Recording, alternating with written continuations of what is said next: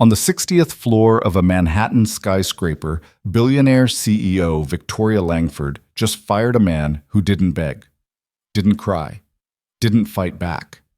He simply asked her not to tell his daughter he'd failed. That one sentence, spoken with broken dignity, would crack open the heart she'd spent 30 years building into steel.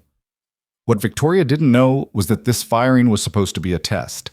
What she couldn't predict was that the quiet man standing before her would become the mirror, forcing her to face everything she'd lost in her ruthless climb to power. If you want to see how a single act of cruelty became the beginning of redemption, stay with me until the end. And please, hit that like button and drop a comment telling me what city you're watching from. I love seeing how far these stories travel. The executive conference room on the 60th floor smelled like leather, ambition, and fear.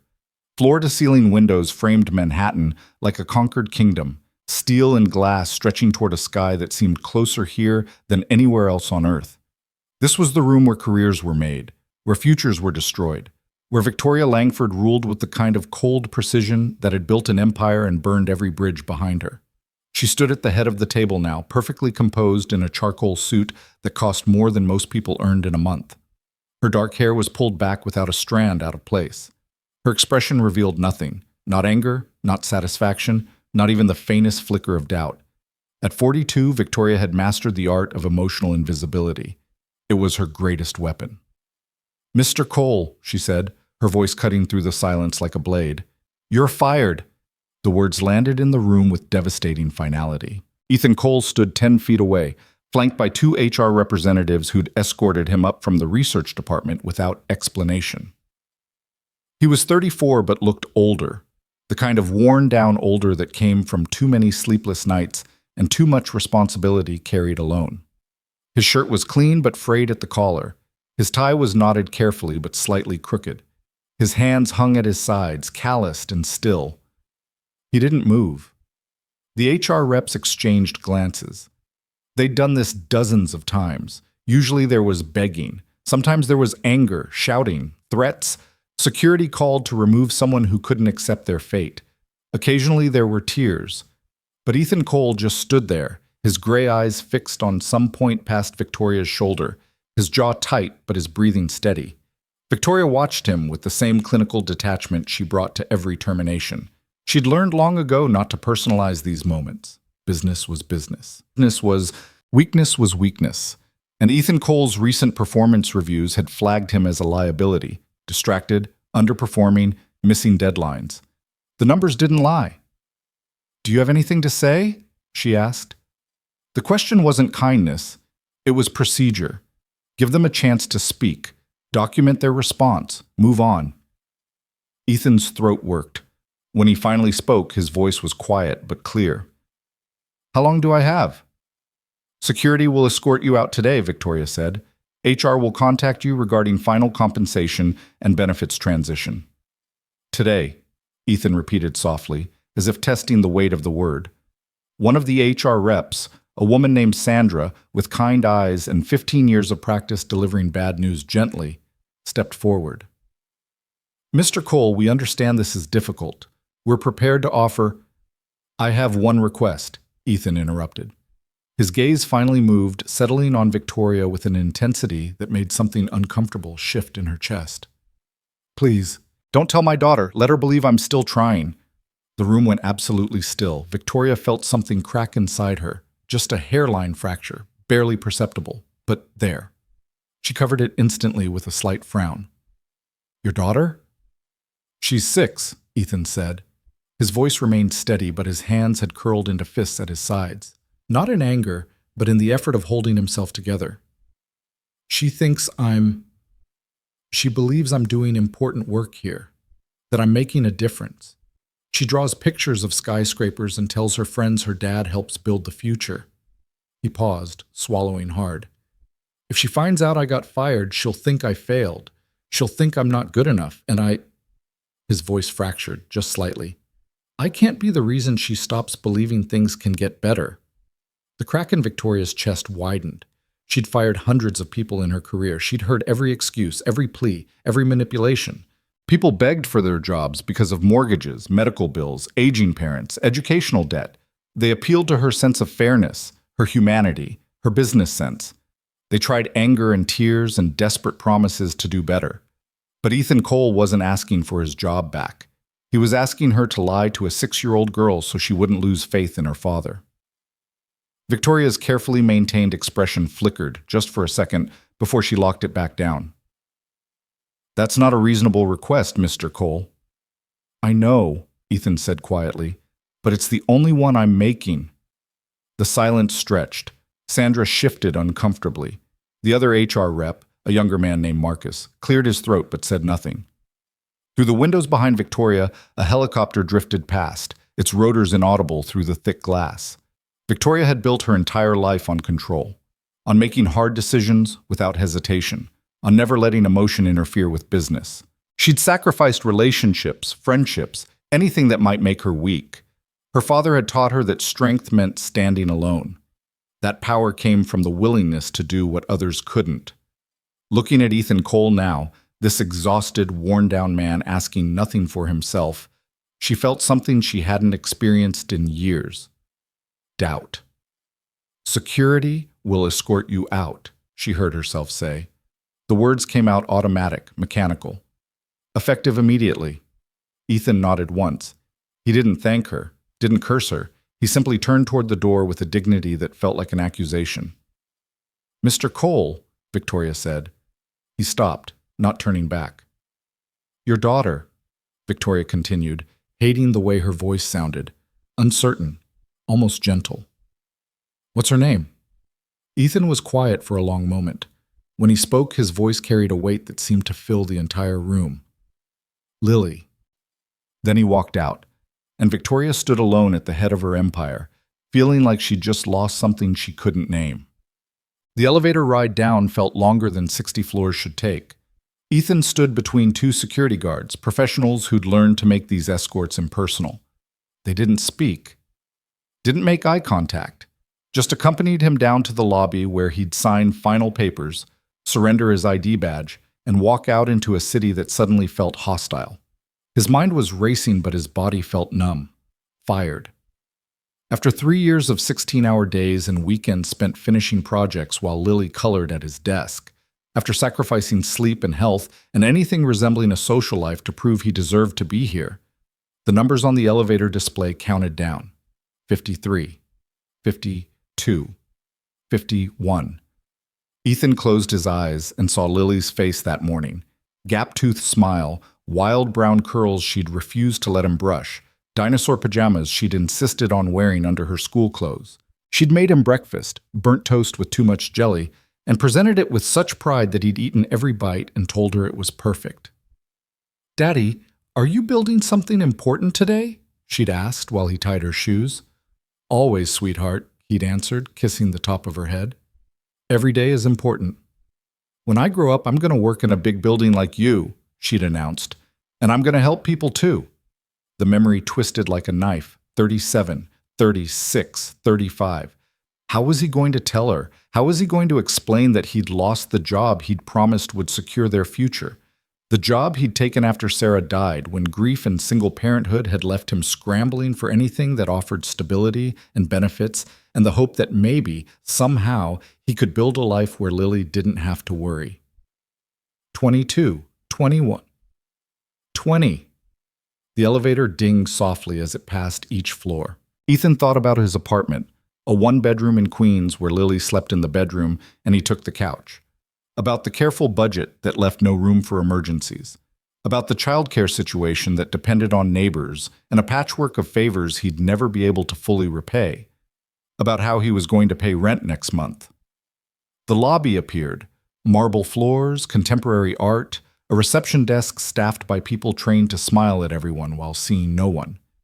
Ethan signed the termination papers without reading them. Surrendered his badge. Accepted a cardboard box containing the personal items security had already retrieved from his desk. A framed photo of Lily. A coffee mug she'd made him at school. 3 protein bars he kept for nights when he worked too late to eat. That was it. 3 years reduced to a box that barely weighed anything. "Do you need us to call a car?" one of the security guards asked. It was the first thing either of them had said. Ethan shook his head. "I'll take the subway." Outside, the late afternoon sun felt aggressive.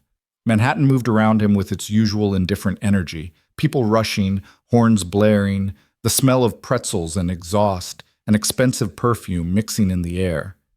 Ethan stood on the sidewalk holding his box, feeling untethered. His phone buzzed. A text from Mrs. Chen, the neighbor who picked Lily up from school on days when Ethan couldn't leave work early. Lily's home safe. She wants to know if you can help with homework tonight. Something about fractions?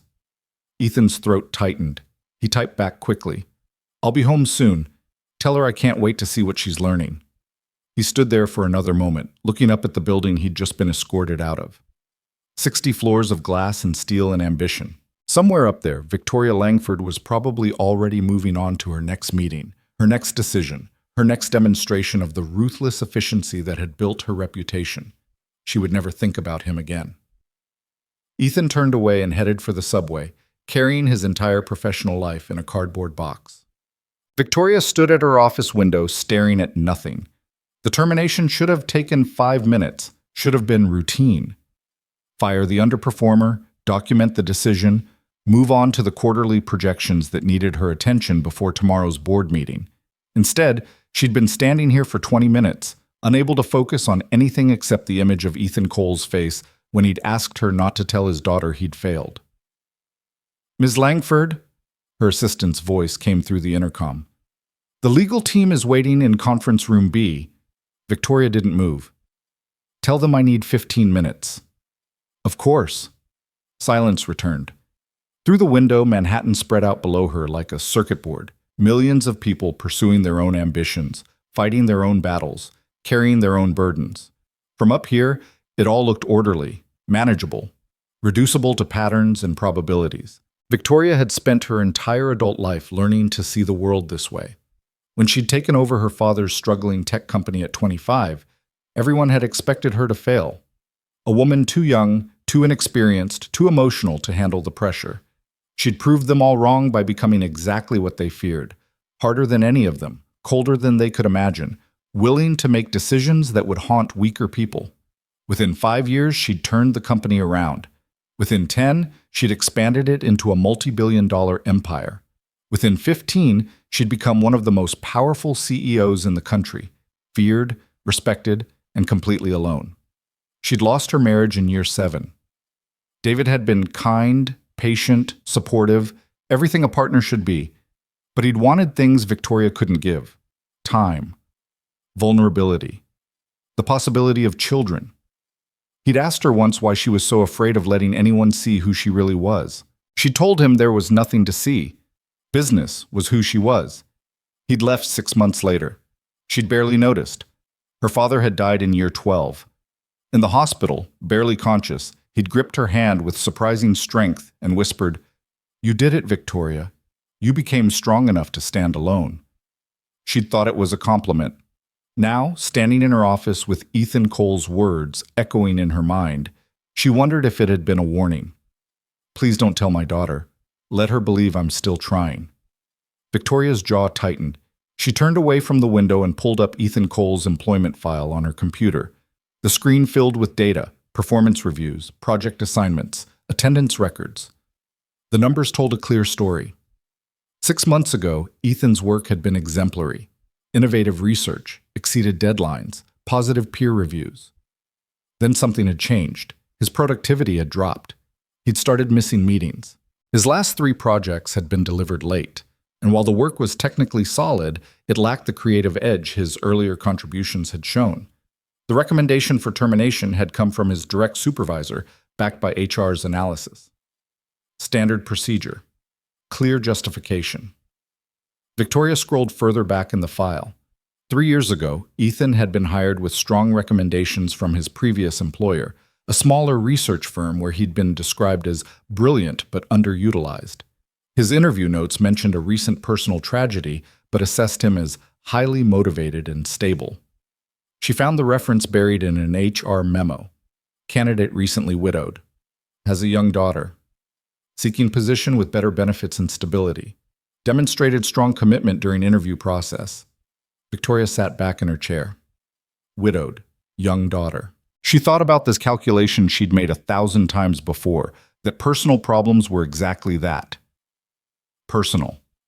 That the company couldn't be responsible for every employee's life circumstances. That maintaining standards meant making hard decisions regardless of someone's sob story. But Ethan hadn't given her a sob story. He hadn't mentioned being widowed, hadn't talked about struggling as a single father, hadn't asked for special treatment or second chances. He'd only asked her to protect his daughter's faith in him. Victoria's phone rang. She ignored it. The intercom buzzed again, her assistant's voice more insistent. "Ms. Langford, the legal team really needs—" "I said 15 minutes, Victoria snapped. The line went dead. She stared at Ethan's file, at the trajectory from exemplary to underperforming, and forced herself to ask a question she usually dismissed as irrelevant. What happened 6 months ago?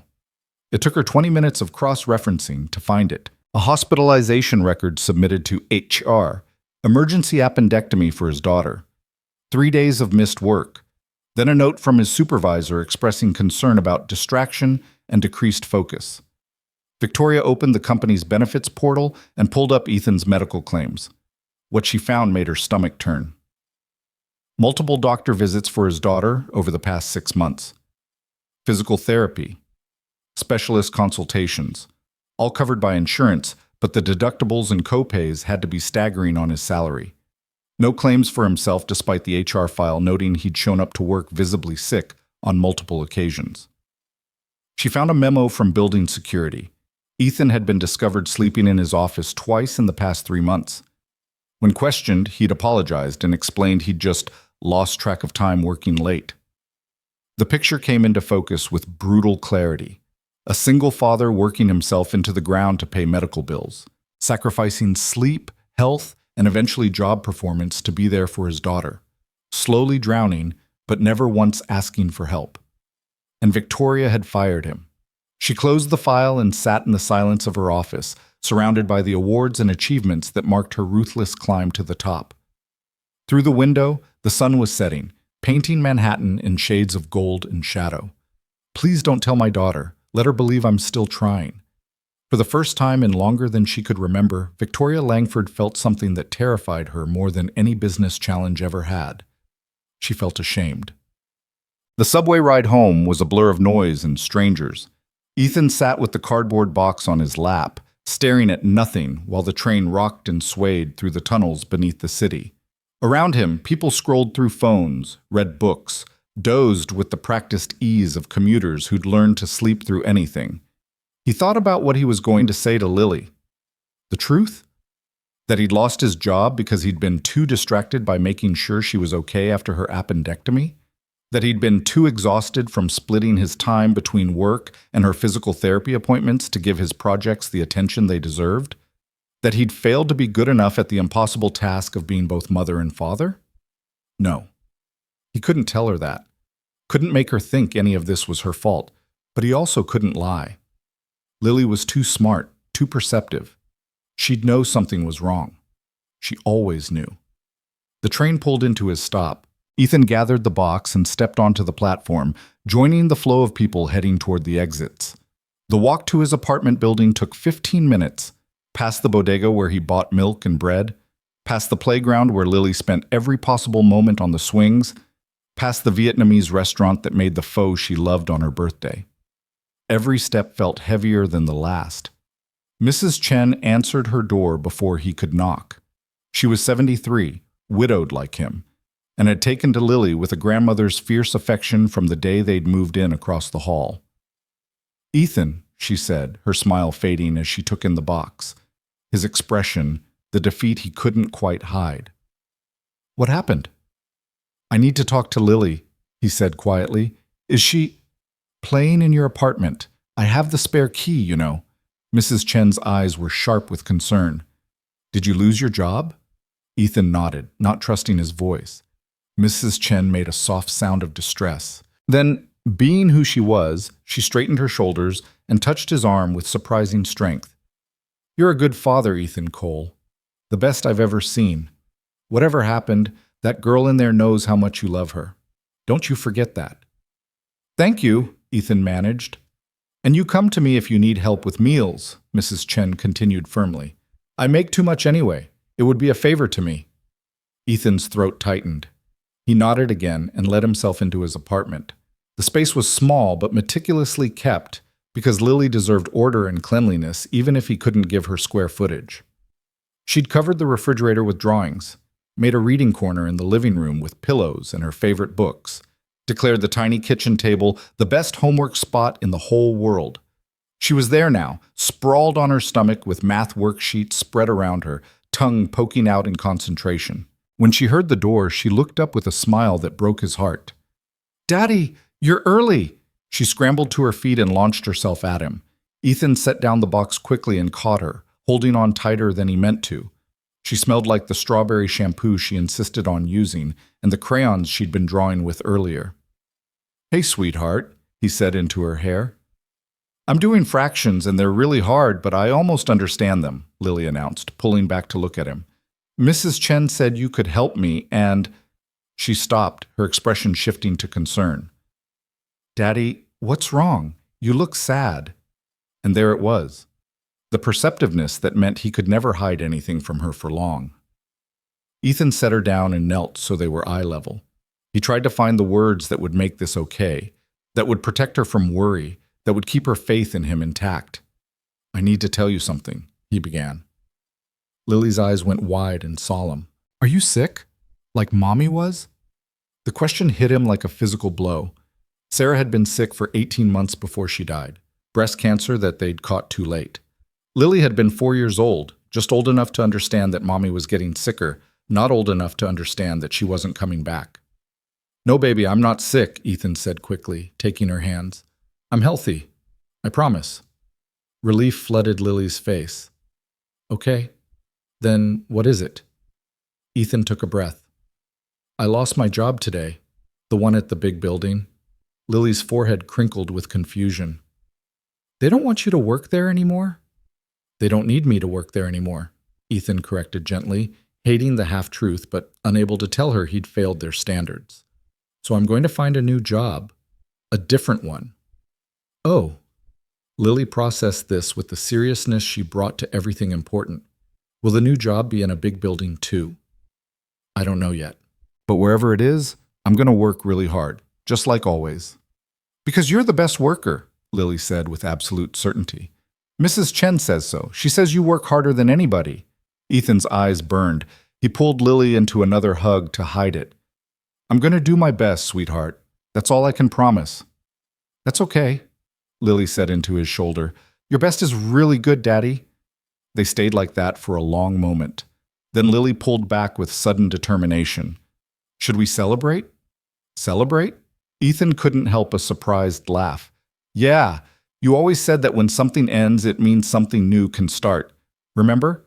When we left the old apartment, you said it meant we got to find a better one. And we did. So maybe you'll find a better job now, too." The wisdom of 6-year-olds. The ability to find hope in everything. The faith that had somehow survived her mother's death and her father's exhaustion and all the small disappointments of a life that hadn't been easy. Ethan looked at his daughter, at the gap-toothed smile and wild curls and absolute trust in her eyes, and felt something shift in his chest. She believed in him, not because he was perfect, not because he never failed, but because he always tried. Because he'd taught her that trying mattered more than succeeding, that getting back up mattered more than never falling down.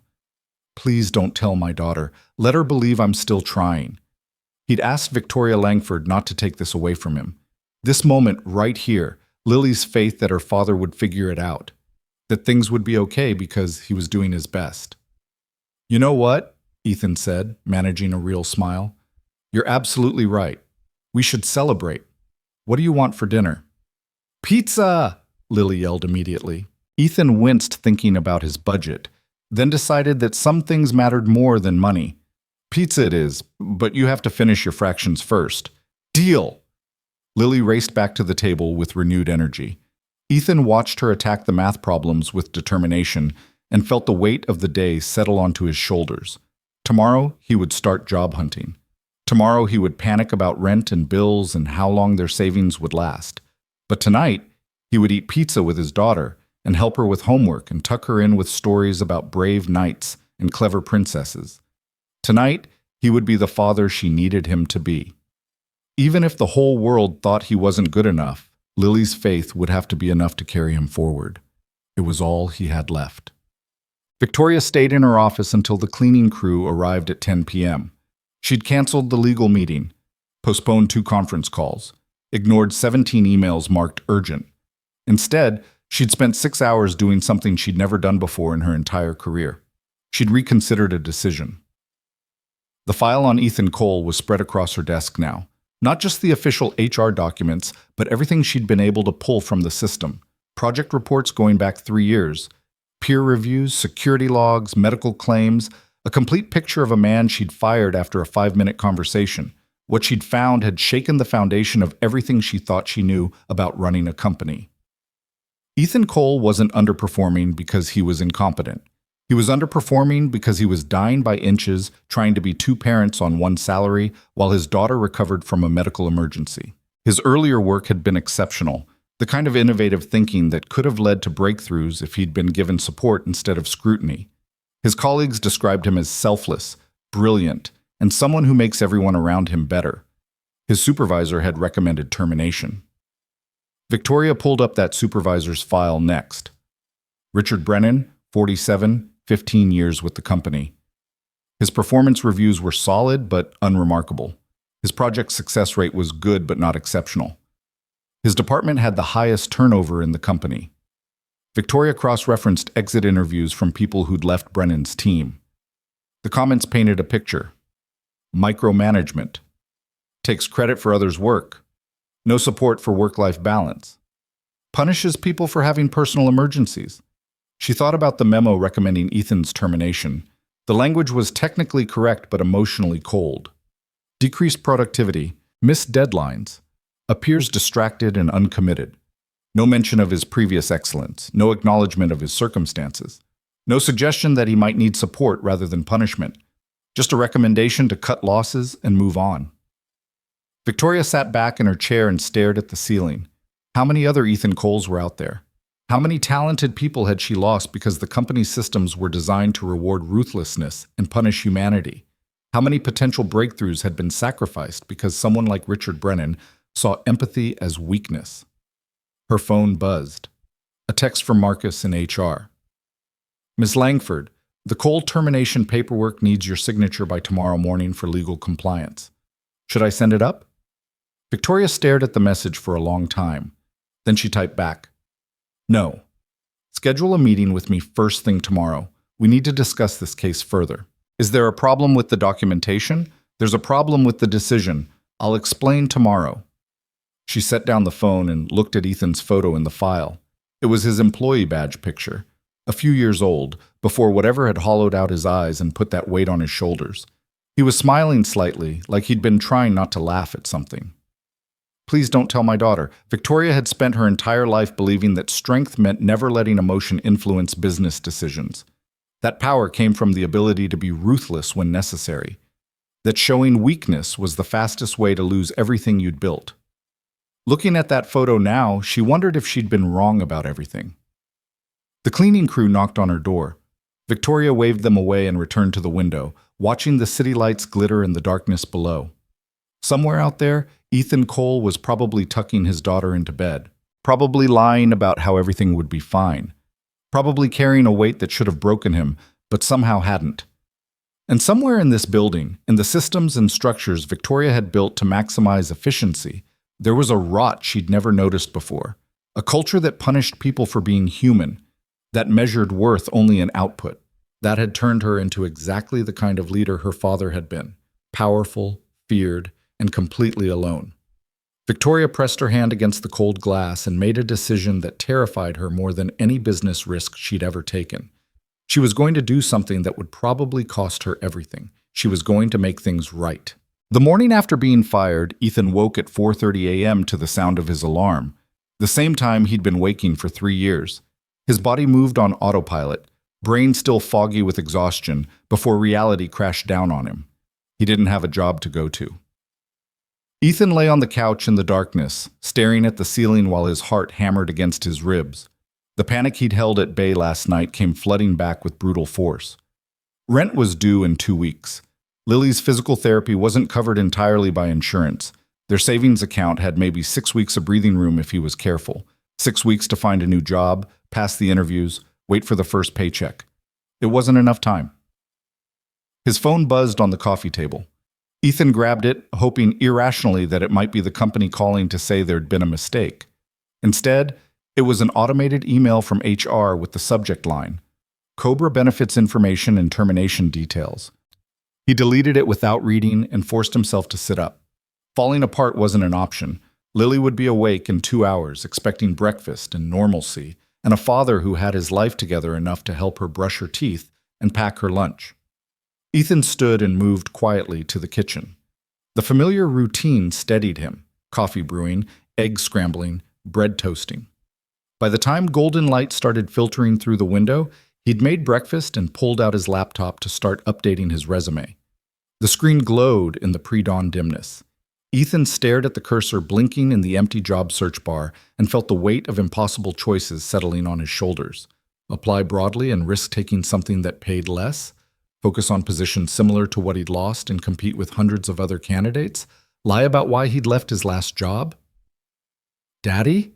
Ethan turned to find Lily standing in the doorway, rubbing her eyes. She was wearing her favorite pajamas, the ones with planets and stars that were getting too small, but she refused to give up. "Morning, sweetheart," he said, closing the laptop quickly. "You're up early. I heard you moving around." Lily patted over and climbed into his lap without asking. She was getting too big for this, all long limbs and sharp elbows, but Ethan wrapped his arms around her anyway. "Are you looking for a new job already?" "Just getting started," Ethan said carefully. "But right now, I'm making you breakfast. Scrambled eggs sound good?" Lily nodded against his chest. They sat like that for a moment, quiet in the early morning stillness. Then she pulled back to look at him with those serious eyes that were too old for 6. "Daddy, if you don't find a job fast, will we have to move again?" The question punched the air from his lungs. "What makes you think that?" "I heard Mrs. Chen telling Mr. Rodriguez that rent is really expensive here." Lily's voice was small. "And I know my hospital stuff cost a lot of money. I saw the papers on the table." Ethan cursed himself for not being more careful, for not hiding the medical bills better, for not protecting her from adult worries she shouldn't have to carry. "Listen to me," he said firmly, tilting her chin up so she had to meet his eyes. "You don't need to worry about money. That's my job. Your job is to be 6 years old and do your homework and play with your friends, okay?" "But, Lily." Ethan's voice was gentle but absolute. "I promised you when Mommy died that I would always take care of you. That promise doesn't change because I lost one job. I will find another one. We will be okay. Do you believe me?" Lily studied his face for a long moment. Then she nodded slowly. "I believe you." "Good." Ethan kissed her forehead and stood, carrying her to the kitchen counter. "Now, how about those eggs? And I think there might be some strawberries left from yesterday." Lily's face brightened. "Can I help cook?" "Always." They moved through the morning routine together, Lily cracking eggs with intense concentration, Ethan guiding her hands, both of them pretending that everything was normal. By the time he walked her to school an hour later, she was chattering about a science project and had apparently forgotten the worried questions from earlier. Ethan watched her run into the building, backpack bouncing, and felt his chest tighten. She'd survived losing her mother. She'd survived the hospital. She'd survived every hard thing with resilience that amazed him, but she shouldn't have to survive him failing her, too. He turned toward the subway, planning to head to the library to job hunt properly, when his phone rang. Unknown number. "Hello? Mr. Cole?" The voice was crisp, professional, female. "This is Sandra from Langford Technologies HR. Do you have a moment to speak?" Ethan's heart stuttered. Yes. What's this about?" Ms. Langford would like to meet with you this morning. Are you available at 10 a.m.? Confusion crashed into hope, crashed into suspicion. "I was terminated yesterday. Why would she want to meet?" There was a slight pause. "I'm not at liberty to discuss the details, Mr. Cole. But Ms. Langford was very clear that she needs to speak with you in person. Will 10 o'clock work? Ethan looked down at his worn jeans and old jacket, the clothes he'd thrown on for school drop-off, nothing appropriate for facing the woman who'd fired him less than 24 hours ago. I can be there, he heard himself say. Excellent. I'll have your visitor credentials ready at the front desk. The line went dead. Ethan stood on the sidewalk, commuters flowing around him, trying to make sense of what had just happened. Was this about the severance paperwork? Some legal detail they needed to resolve? Or, his heart beat faster, was there a chance they'd reconsidered? No, that was impossible. Victoria Langford didn't reconsider. She didn't second guess. She'd looked at him yesterday with the emotional depth of a machine and ended his career without hesitation. But she wanted to see him. Ethan checked the time. He had 90 minutes to get home, change into something presentable, and make it back to Manhattan. He started walking faster, hope and dread warring in his chest. Whatever Victoria Langford wanted, he had to be ready for it. It might be his only chance to salvage something from the wreckage of yesterday. Victoria arrived at her office at 6 a.m., which was late by her standards. She'd spent most of the night lying awake, staring at her ceiling, rehearsing what she would say to Ethan Cole. The words never sounded right. Now she sat at her desk with coffee she wasn't drinking, watching the sunrise paint Manhattan in shades of gold and amber. The city was waking up, delivery trucks rumbling through streets, early commuters filling subway platforms, lights flickering on in office buildings as the machinery of commerce ground back to life. From up here, it all looked orderly, manageable. Nothing like the chaos currently tearing through Victoria's carefully constructed worldview. Her computer screen showed the email she'd sent at 2 a.m. to the board of directors. Review of recent termination decision. Request for emergency meeting. She'd laid out everything she'd discovered about Ethan Cole. The gap between his potential and his recent performance. The medical circumstances. The failure of middle management to provide adequate support. The troubling pattern in Richard Brennan's department. And then she'd done something that would have been unthinkable 48 hours ago. She'd admitted she'd made a mistake. The responses had started arriving at 5 a.m. Some were supportive, some were concerned. Robert Halloway, the board member who'd been pushing for more aggressive efficiency measures, had sent a terse message. We need to discuss your judgment on this matter. Reversing termination sets a dangerous precedent. Victoria had read it twice and then archived it without responding. Her door opened without a knock. Only one person in the building had that privilege. You look terrible, said Margaret Chen, Victoria's executive assistant for the past 15 years. She was 62, brutally honest, and the only person Victoria trusted completely. When did you last sleep? I'm not sure that's relevant. It's relevant when you're about to do something that could cost you everything you've built. Margaret closed the door and sat down without being invited. I read your email to the board. Are you absolutely certain about this? Victoria met her assistant's eyes. No. But I'm certain that firing Ethan Cole was wrong, and I'm certain that if I don't try to fix it, I'll regret it for the rest of my life. Regret? Margaret repeated softly. I don't think I've ever heard you use that word before. I've never felt it before. Victoria turned back to the window. Not like this. Silence stretched between them. Then Margaret said quietly, He reminded you of someone, didn't he? The way he stood there yesterday, the way he didn't beg or break. Victoria's jaw tightened. I don't know what you mean. Yes, you do. Margaret's voice was gentle but implacable. Your father used to tell you that strength meant standing alone, that showing weakness was the same as admitting defeat. You've built your entire life around that belief.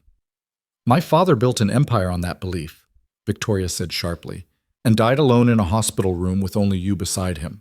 Margaret stood and walked to the window, standing shoulder to shoulder with Victoria. I was there, remember? I saw his face when you told him the company was thriving. He didn't look proud, he looked sad.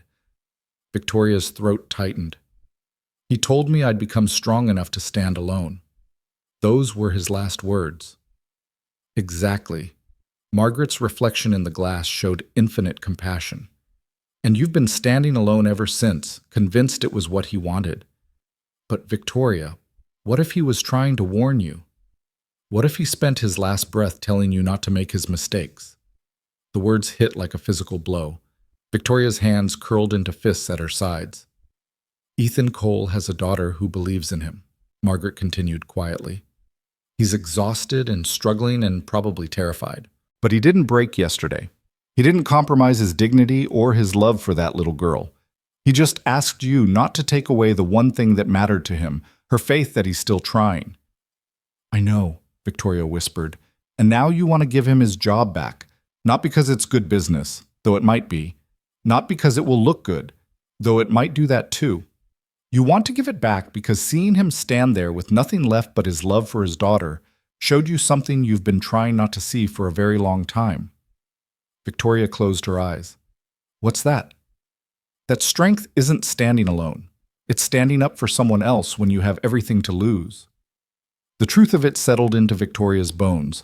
She thought about her father, brilliant and ruthless and dead at 62 with no friends at his funeral. She thought about her ex-husband David, who'd begged her to let him in before finally giving up. She thought about every relationship she'd sacrificed, every moment of connection she'd dismissed as weakness. She thought about standing in this office for the rest of her life, powerful and respected and completely hollow inside. He'll be here at 10, Victoria said finally. I don't know what I'm going to say to him. Start with the truth, Margaret suggested. Start with, I made a mistake. Everything else will follow. And if the board demands I step down for reversing a termination? Margaret smiled slightly. Then you'll finally learn what your father was trying to teach you at the end, that some things are more important than power. She left before Victoria could respond. Victoria stood alone at the window, watching the city wake up, and wondered if she had the courage to destroy everything she'd built in order to become someone worth being. In 3 hours, she would find out. Ethan stood in the lobby at 9:55 a.m., visitor badge clipped to his jacket, trying not to feel like a man approaching his own execution. He'd changed into his interview suit, the one he'd bought secondhand 3 years ago for this exact job. It was clean and pressed, but obviously old, the fabric shiny at the elbows, the cut slightly out of style. His shoes were polished but worn. His tie was knotted carefully but fraying at the edges. Everything about him screamed, trying too hard to hide that he's barely holding on. The elevator ride to the 60th floor felt surreal. Yesterday, he'd taken this same journey flanked by security guards, carrying his professional life in a cardboard box. Today, he was alone, ascending toward a meeting he didn't understand. The doors opened onto the executive floor. Thick carpet, expensive art, floor-to-ceiling windows offering views that most people would never see. A receptionist he didn't recognize smiled professionally. Mr. Cole? Ms. Langford is expecting you, conference room A, just down the hall. Not her office, a conference room. That felt significant, but Ethan couldn't parse what it meant. He walked slowly, his heartbeat loud in his ears. Through an open door, he glimpsed the same room where he'd been fired yesterday. The table was empty now, morning sunlight streaming through the windows, no witnesses to whatever was about to happen. He knocked on the door to conference room A. Come in. Ethan pushed open the door and stopped. Victoria Langford stood by the window, backlit by morning sun. She was dressed immaculately as always, navy suit, pearl earrings, hair pulled back. But there was something different about her expression, something that looked almost like uncertainty. Mr. Cole, she said, thank you for coming. I wasn't sure I had a choice, Ethan replied, surprised by the steadiness of his own voice. Victoria's lips twitched, not quite a smile, but something softer than the ice he'd seen yesterday. You always have a choice. Please, sit. Ethan sat at the conference table. Victoria took the seat across from him rather than at the head, another detail that felt meaningful. For a long moment, she just looked at him, and Ethan had the uncomfortable sensation of being truly seen for the first time since entering this building 3 years ago. I owe you an apology, Victoria said, finally. The words were so unexpected that Ethan wasn't sure he'd heard correctly. I'm sorry? I made a mistake yesterday. Victoria's voice was controlled, but there was something raw underneath it. I fired you based on incomplete information and without proper consideration of your circumstances. That was wrong. Ethan's mind raced. Is this about a lawsuit? Because this isn't about protecting the company from legal action. Victoria cut him off, but gently. This is about the fact that I looked at your performance data and saw numbers instead of a human being. I saw declining productivity and missed deadlines without asking why. I accepted your supervisor's recommendation without questioning whether his judgment might be flawed. She pulled a folder from beside her and slid it across the table. Ethan opened it to find his own employment file: performance reviews, project reports, medical claims. I spent last night reviewing everything about your time here, Victoria continued. 3 years ago, you came to us with exceptional recommendations and a personal tragedy you never mentioned in your interview. You worked brilliantly for 2.5 years. Then your daughter had a medical emergency and your performance declined. Not because you became incompetent, but because you were trying to be two parents on one salary while she recovered. Ethan's throat tightened. How did you? I cross-referenced your medical claims with your performance timeline. Victoria's eyes were steady on his. I found the hospital records, the physical therapy appointments, the security reports about you sleeping in your office. I found a picture of someone slowly drowning who never once asked for help. I didn't want special treatment, Ethan said quietly. No, you wanted to keep your job and take care of your daughter and somehow do both perfectly, even though that was impossible. Victoria's voice softened. You wanted what every parent wants, to give your child stability and security. And instead of supporting you, this company's systems punished you for being human. Ethan stared at the folder, emotion churning in his chest. Why are you telling me this? Because I want to offer you your job back. The world seemed to tilt. Ethan looked up sharply. What? I want to reinstate you, effective immediately. Victoria's posture was perfect, but her hands were clasped tightly on the table. With back pay for the day you missed, full benefits restored, and a formal apology on record for wrongful termination. I don't understand. Ethan's voice came out hoarse. Yesterday you fired me without hesitation. Today you're apologizing and offering everything back. What changed? Victoria was quiet for a long moment. When she spoke, her voice carried a weight that made Ethan's chest ache. You did. Or rather, what you said did. She met his eyes fully. You asked me not to tell your daughter you'd failed. You stood there with your entire career crumbling, and the only thing you cared about was protecting her faith in you. She paused, something flickering across her face. That showed me something I haven't seen in a very long time. Real strength. The kind that has nothing to do with power or control. I was just trying to keep her from being hurt, Ethan said. Exactly. Victoria's smile was sad. I've spent my entire life believing that strength meant standing alone, that showing weakness was the same as admitting defeat. But watching you yesterday, I realized I've been wrong about everything that matters. You weren't weak because you were struggling. You were strong because you kept trying anyway. Ethan felt tears prickling behind his eyes. He blinked them back furiously. Ms. Langford. Victoria, she interrupted gently. If we're going to work together again, I'd prefer you call me Victoria. Victoria. The name felt strange on his tongue. I appreciate this more than you know, but I need to understand what this really is. Are you offering me my job back because you genuinely believe it's right, or because you feel guilty? The question hung between them. Victoria didn't flinch from it. Both, she said honestly. I feel guilty because I made a decision that hurt you and your daughter without taking the time to understand your situation. But I'm offering you this job back because after reviewing your work, I believe you're exactly the kind of employee this company should be fighting to keep.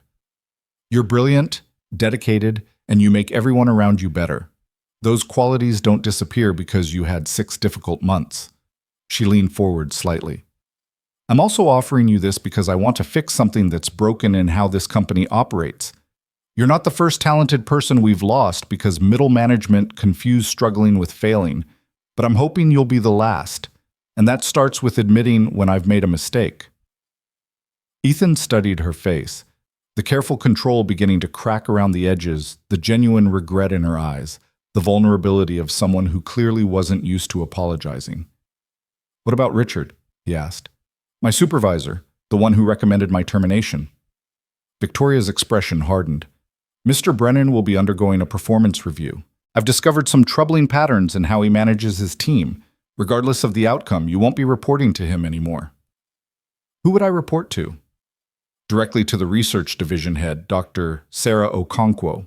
She's brilliant, fair, and actually cares about developing talent rather than punishing people for having lives outside work. Ethan absorbed this.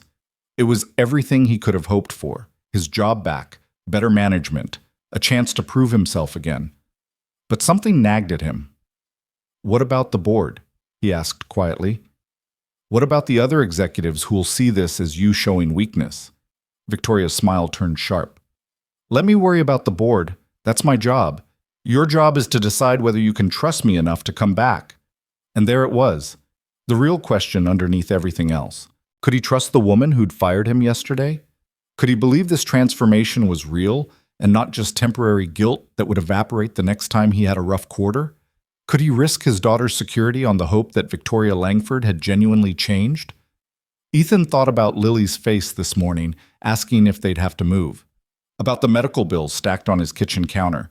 About the 6 weeks of savings that stood between them and disaster. He thought about his resume sitting half-finished on his laptop.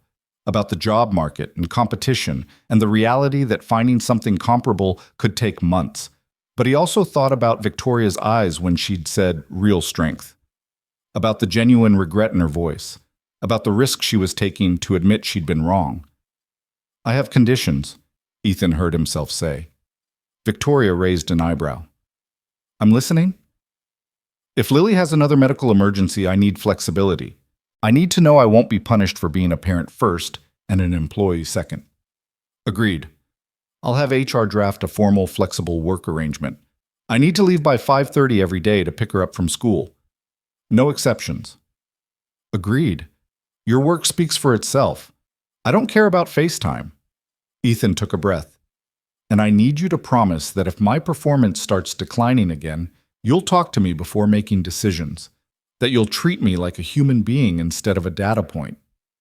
Victoria's expression softened. "I promise. And Ethan, that promise extends to everyone in this company, not just you. What happened to you is going to be a catalyst for real change here. I'm going to make sure of it." Ethan searched her face and found only sincerity. It terrified him how much he wanted to believe her. "Okay," he said quietly. "I'll come back." Relief flooded Victoria's features, genuine, unguarded emotion that transformed her from Ice Queen to something startlingly human. "Thank you, She stopped, seeming to struggle for words. "Thank you for giving me a chance to make this right." They sat in silence for a moment. Then Victoria stood and extended her hand across the table. Ethan stood and shook it, her grip firm and warm. "Welcome back, Ethan," Victoria said. "Your office is exactly as you left it." "I didn't have an office, I had a cubicle." Victoria's smile was small but real. "You have an office now. Dr. Okonkwo is expecting you at 11 to discuss your transition back. Take the rest of today to get settled. We'll talk more tomorrow about your project assignments." Ethan nodded, still processing the surreal turn his life had taken in the past 12 hours. Fired yesterday, rehired today, given an office and a new supervisor and promises of flexibility. It felt too good to be true. But looking at Victoria's face, at the cracks forming in armor she'd worn for decades, Ethan thought maybe, just maybe, it might be real. "One more thing," Victoria said as he turned to leave. "Your daughter, Lily. You don't have to hide her anymore. Bring her to work if you need to. Let people know you're a father. That's nothing to be ashamed of." Ethan's throat tightened. "Thank you," he managed. He left the conference room feeling like he'd stepped through a mirror into a different version of his life. The elevator ride down to his new office passed in a daze. When he finally sat down at an actual desk with actual walls and an actual door, he pulled out his phone with shaking hands. The text to Mrs. Chen was simple. "I got my job back. Can you tell Lily when she gets home from school? Tell her Daddy's still trying."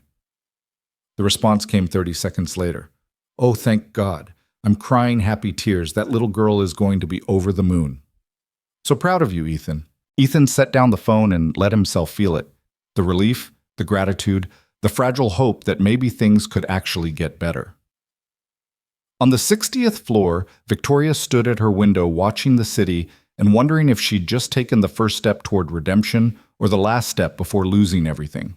Either way, there was no going back now. The news spread through Langford Technologies like wildfire. By noon, everyone knew that Victoria Langford had reversed a termination. By 1 p.m., the rumors had multiplied. Some said Ethan Cole had threatened a lawsuit. Others whispered about discrimination claims. A few suggested he had dirt on the company. The truth was somehow more shocking than any speculation. Their CEO had simply admitted she was wrong. Ethan felt the stares as he walked through the building to meet Dr. Okonkwo. Conversations stopped when he passed. People looked at him with curiosity, suspicion, and something that might have been hope. He kept his head down and focused on putting one foot in front of the other. Dr. Sarah Okonkwo's office was on the 52nd floor, tucked into a corner with windows overlooking the East River. She was in her late 40s, her dark skin luminous, her hair wrapped in vibrant fabric that somehow looked both professional and defiant. When Ethan knocked, she looked up from her computer and smiled with genuine warmth. "Ethan Cole, come in, come in." She stood and shook his hand with a grip that was firm without being aggressive. "I've been looking forward to this meeting ever since Victoria called me at 7 this morning. I'm sorry if this created problems for you," Ethan said carefully. Sarah laughed, a rich, full sound that filled the office. "Problems? This is the most interesting thing that's happened here in 5 years. Sit, please." Ethan sat in the chair across from her desk. Unlike the sterile executive offices upstairs, Sarah's space was cluttered with life. Books stacked on every surface, plants on the windowsill, children's drawings pinned to a corkboard behind her desk. "Those are from my grandkids," Sarah said, following his gaze. 4 of them, all under 8. Absolute terrors. Best thing that ever happened to me. The casual mention of family in a professional space felt revolutionary after 3 years of hiding Lily's existence like a shameful secret. "Victoria said you have a daughter," Sarah continued, settling back into her chair. 6 years old? "Yes, Lily." Ethan's voice softened automatically at her name. "Bring her by sometime. I keep candy in my desk specifically for visiting children. Drives the accountants crazy." Sarah's smile was conspiratorial. "Now, let's talk about your work. I've reviewed your entire portfolio from the last 3 years, and I have to say, you're wasted in basic research assignments." Ethan blinked. "I'm sorry?" "Your early projects showed real innovation. The algorithm you developed for predictive modeling? Brilliant. The interface redesign that improved user efficiency by 30%? Should have won awards. But then Brennan started giving you grunt work, data analysis, report formatting, the kind of assignments we should be outsourcing." Sarah leaned forward. "Want to know why?" "Because my performance declined," Ethan said automatically. "Wrong. Because you made him look bad." Sarah pulled up a file on her computer and turned the screen so Ethan could see. "This is the project evaluation from 18 months ago. You proposed a complete overhaul of our client management system. The projected efficiency gains were enormous. Brennan took your proposal, watered it down, presented it to the board as his own idea, and when it underperformed, blamed you for the initial concept being flawed." Ethan stared at the documents, anger rising in his chest. "I didn't know." "Of course you didn't. Brennan's very good at covering his tracks. But I've been watching his department for years, and I've seen the pattern. Every time someone talented threatens his position, he either takes credit for their work or buries them in meaningless tasks until they quit or get fired." Sarah's expression hardened. "Victoria's review of his management practices is long overdue, but that's not your concern anymore. You're with me now, and I don't tolerate that kind of garbage." "What exactly would I be doing?" Ethan asked. "Leading, innovating, actually using that brain of yours." Sarah pulled up another file. "I have 3 major projects that need someone with your skill set. One is developing AI integration for our research platforms. Another is creating a new data visualization system for client presentations. The third is confidential but involves predictive analytics for market trends. All of them are high visibility, high impact work. Interested?" Ethan's mind raced. These were the kinds of projects he'd dreamed about when he first joined the company, the kind of work that could actually advance his career instead of just paying the bills. Yes, absolutely. Good. Because here's how I work. I give you the resources and autonomy you need, and I expect results. I don't care if you work from home when your daughter is sick. I don't care if you leave early for school pickup. I care that the work gets done and it's excellent. Can you handle that? I can, Ethan said, feeling something unfamiliar blooming in his chest. It took him a moment to recognize it as hope. Then we're going to do great things together. Sarah stood and extended her hand again. Welcome to the team, Ethan, the real team, not whatever Brennan was running. Now go home, spend time with your daughter, and come back Monday ready to change some things around here. Ethan shook her hand, overwhelmed. Thank you, Dr. Okonkwo. Sarah, we're colleagues now. She walked him to the door. And Ethan, what Victoria did today took courage. A lot of people in this building are going to resist the changes she's trying to make. But some of us have been waiting for someone to finally challenge how things work around here. Don't let anyone make you feel guilty for being the catalyst. Ethan nodded, not trusting his voice. He left her office feeling like he'd stepped into an alternate reality where people actually cared about employees as humans, instead of resources to be exploited. The elevator ride down passed in a daze. As the doors opened on the ground floor, Ethan's phone buzzed. A text from an unknown number. This is Victoria. I wanted to check in. How did the meeting with Sarah go? Ethan stared at the message. The CEO of a multi-billion-dollar company was personally texting him to see how he was doing. He typed back carefully. Very well. She's incredible. Thank you for this opportunity. The response came immediately. You earned it. Now go home to your daughter. That's an order from your boss. Ethan smiled despite himself and headed for the subway, his heart lighter than it had been in months. He had no idea that across town, the backlash against Victoria's decision was already beginning. The emergency board meeting convened at 3 p.m. in the executive conference room where Ethan had been fired 2 days earlier. Victoria sat at the head of the table, perfectly composed, while 8 board members arranged themselves with varying degrees of hostility. Robert Halloway sat directly across from her, his expression carved from stone. Margaret had tried to warn her that this was coming. Victoria had told her to schedule it anyway. Let's get right to it, Robert said without preamble. Victoria, what the hell were you thinking? I was thinking that I made a mistake and needed to correct it, Victoria replied calmly.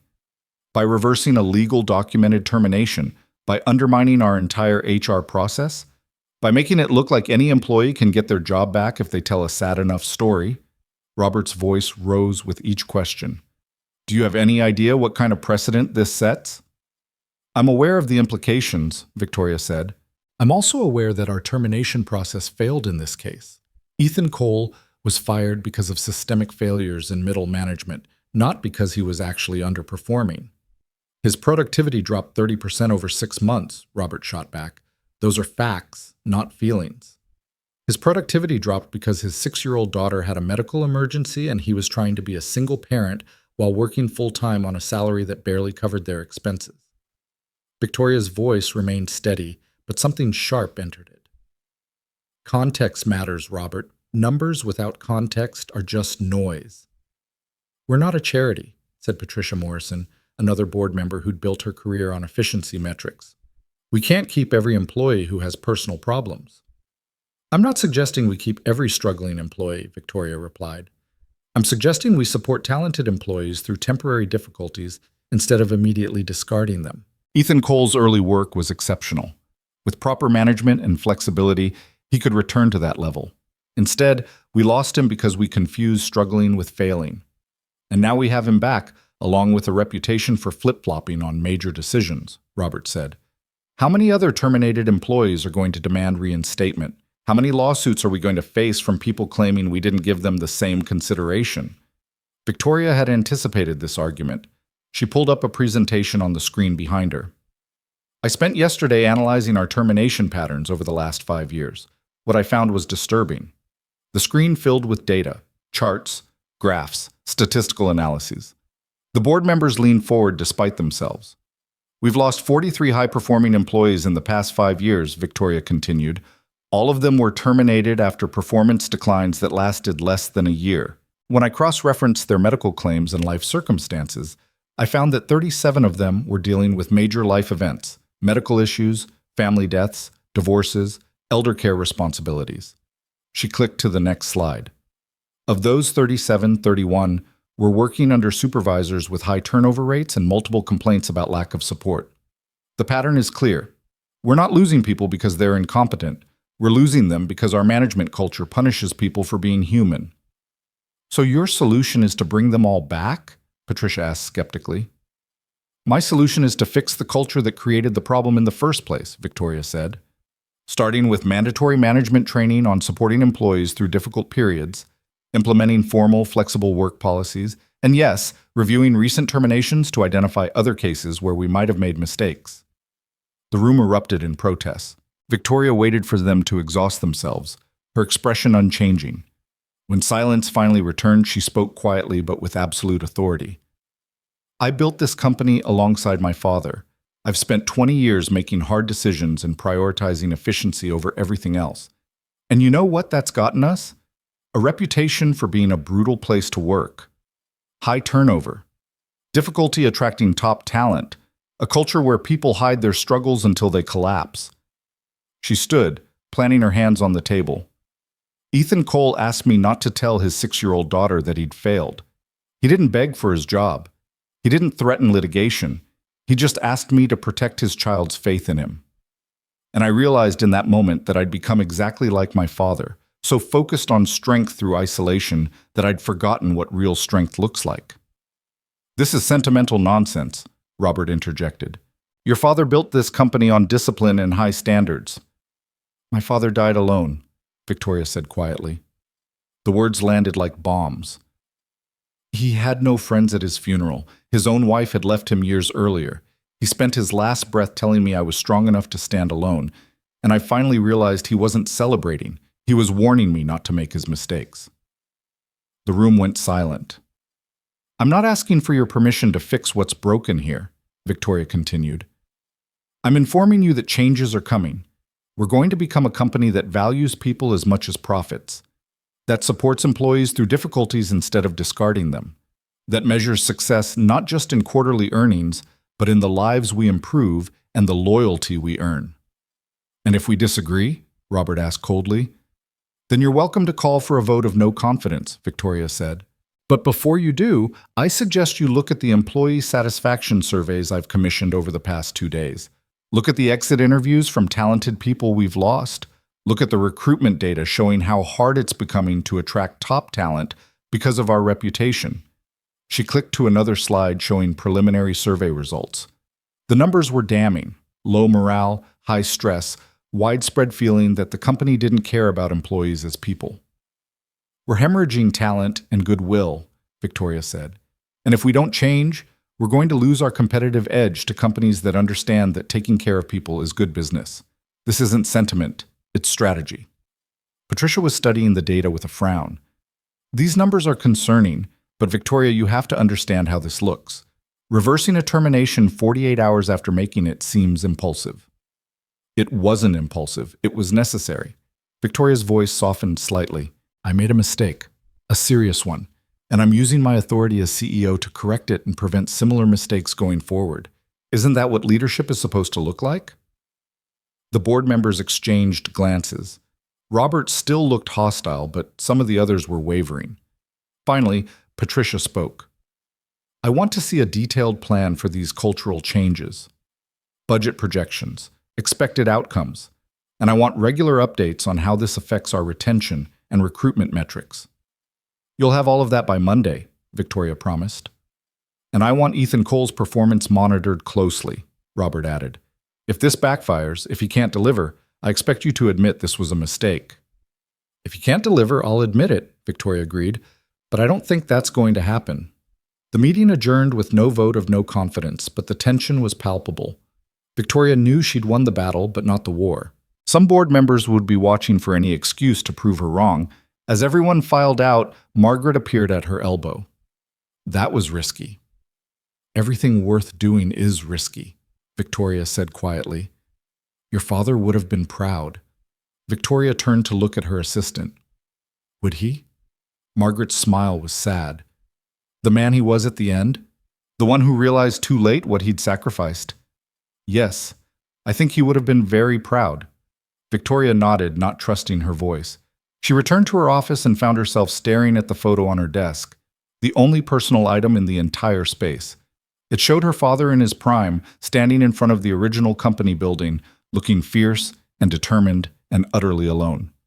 She'd spent her entire life trying to become him. Maybe it was time to become something better. Lily was drawing at the kitchen table when Ethan got home at 4 p.m., hours earlier than his usual arrival time. She looked up in shock. "Daddy, you're home!" "I'm home," Ethan confirmed, sweeping her up into a hug. "And I have good news." Mrs. Chen had clearly prepared her because Lily squealed, "You got your job back." "I did, and I got promoted." Ethan set her down and knelt to her level. "Remember how I said sometimes when one thing ends, something better can start? This is one of those times." Lily threw her arms around his neck. "I knew you could do it. I told all my friends you were the best worker, and you'd prove it." The absolute faith in her voice made Ethan's chest ache. "You never stopped believing in me, did you?" "Never ever," Lily said seriously. "Because you're my daddy, and you always try your hardest." Ethan held her close, feeling the weight of the past 2 days finally lifting. He'd been fired, rehired, given new opportunities, and watched his CEO risk everything to admit she'd been wrong. But none of it would have mattered if he'd lost this, Lily's unshakable belief that he was worthy of her faith. "How about we celebrate?" he suggested. "Ice cream for dinner?" Lily's eyes went wide. "Really? But you always say ice cream isn't dinner." "Tonight it is," Ethan declared. "Special occasions require special rules." They walked to the ice cream shop 2 blocks away, Lily chattering about her day at school, while Ethan listened and felt something like peace settling over him. The evening was warm, the city bustling with end-of-week energy. People rushed past them toward subway stations and bus stops, everyone focused on their own lives and struggles. But for this moment, Ethan let himself simply be a father with his daughter, eating ice cream and laughing at her stories, not thinking about work or money or all the ways things could still go wrong. They were sitting on a bench watching the sunset when Lily asked, "Daddy, what made your boss change her mind?" Ethan considered how to explain it in terms a 6-year-old would understand. "I think she realized that sometimes people need help instead of punishment, that being kind can be stronger than being mean. Like when I helped Jamie at school even though he was mean to me before?" Lily asked. "Exactly like that. You chose to see the best in him instead of just remembering when he was mean." Lily nodded thoughtfully. "My teacher says that's called giving second chances. Your teacher is very smart. Does that mean your boss is giving you a second chance?" "I think maybe we're giving each other second chances," Ethan said quietly. They sat together as the sky turned from gold to pink to deep purple. Ethan's phone buzzed with an email. His official reinstatement paperwork, benefits confirmation, new project assignments from Sarah. His new life, documented and real. But the real proof was sitting beside him, chocolate ice cream on her chin, absolute trust in her eyes. "I love you, Lily," Ethan said suddenly. She looked up at him and smiled. "I love you too, Daddy. Even when you lose your job and get sad, I still love you." "Even then?" "Especially then," Lily said with the wisdom that children sometimes possess. "Because that's when you need it most." Ethan pulled her close and let himself believe that maybe, just maybe, things were actually going to be okay. He had no idea that in 3 days, everything would nearly fall apart again. Amid. Monday morning arrived with unseasonable warmth and building tension. Victoria got to her office at 5 a.m. to find her inbox flooded with messages. Some were congratulatory, employees thanking her for standing up for one of their own. Others were hostile, people accusing her of favoritism, weakness, and destroying company morale. But the most concerning message was from an unknown sender with the subject line, "You made a mistake." The email was brief and brutal. "Ms. Langford, reversing Ethan Cole's termination might feel noble, but you've opened a door you won't be able to close. People are already talking. Some see weakness, others see opportunity. You've built this company on discipline and high standards. Don't destroy it with sentimentality. This will end badly for both of you. No signature, no identifying information, just a threat disguised as concern. Victoria deleted it and tried to focus on the week ahead. She had meetings with HR about new flexible work policies, sessions with department heads about improving management culture, a presentation to the board about long-term strategy, and she had a company watching to see if she'd really changed, or if this was just a temporary aberration. The morning passed in a blur of meetings and decisions. At 11 a.m., Victoria was reviewing budget projections when Margaret knocked urgently on her door. "Turn on the news," her assistant said, her face pale. "Channel 7, now." Victoria grabbed the remote and switched on the television mounted on her wall. The business news segment was in progress, showing footage of the Langford Technologies building. Controversy surrounding CEO Victoria Langford's unprecedented decision to reverse an employee termination, the anchor was saying. Sources inside the company say the move has created significant internal conflict and raised questions about Langford's leadership judgment. The screen cut to an interview with someone Victoria recognized with a sinking stomach, Richard Brennan, Ethan's former supervisor. "Look, I respect Ms. Langford," Brennan said with practiced sincerity. "But this situation sets a concerning precedent. Ethan Cole was terminated for legitimate performance reasons after multiple warnings. Bringing him back undermines the entire management structure and sends a message that standards don't matter." "Are you saying Ms. Langford made the wrong call?" the reporter pressed. "I'm saying that emotions sometimes cloud judgment," Brennan replied smoothly. "And in business, that can be dangerous for everyone involved." Victoria felt rage building in her chest. Brennan had gone to the media. He'd violated company policy and confidentiality agreements to publicly undermine her decision. He just made a fatal mistake. Margaret was already on her phone. "I'm getting legal on this immediately. He can't—" "Wait," Victoria interrupted. "Victoria, an idea was forming. Let him dig his own grave. Schedule a press conference for this afternoon. I'm going to address this head on." "Victoria, are you sure? Going public could escalate." "It's already escalated," Victoria said grimly. "Now I'm going to control the narrative." She spent the next 3 hours preparing, making calls, pulling together data. By 2 p.m., she was ready. The press conference was held in the building's main lobby. Cameras from major business networks crowded the space. Reporters fired questions before Victoria even reached the podium. She raised her hand for silence and waited until the room settled. "Thank you for coming," she began, her voice clear and controlled. "I'm here to address the recent controversy surrounding my decision to reinstate Ethan Cole and to clarify what this decision means for Langford Technologies going forward." Flashes popped as cameras captured every word. "2 weeks ago, I made a decision to terminate an employee based on performance metrics without fully investigating the circumstances behind those metrics. That was wrong. When I discovered my mistake, I corrected it. This isn't about emotion or favoritism. It's about accountability and doing the right thing."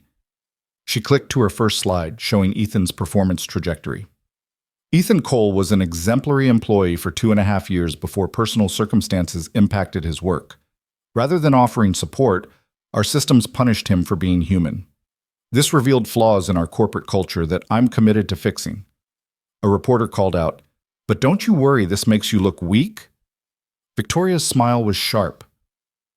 "I worry that people think admitting mistakes is weakness. Real weakness is being so afraid of appearing fallible that you double down on bad decisions. I'd rather be a leader who learns and grows than one who's right all the time and wrong about what matters." "What about the precedent?" another reporter asked. "Will every terminated employee now demand reinstatement?" "Every terminated employee has always had the right to appeal their termination," Victoria replied.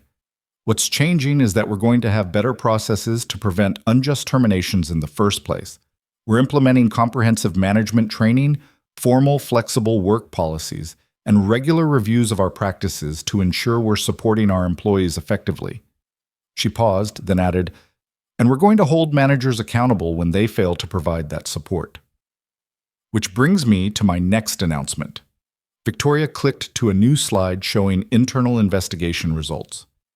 An investigation into management practices in our research division has revealed significant issues with how one supervisor handled multiple employees. As a result, Richard Brennan has been placed on administrative leave pending a formal review. His public statements today violated company confidentiality policies and demonstrated exactly the kind of judgment failure we can't tolerate. The room erupted with questions. Victoria answered them all with calm precision, never wavering, never showing doubt.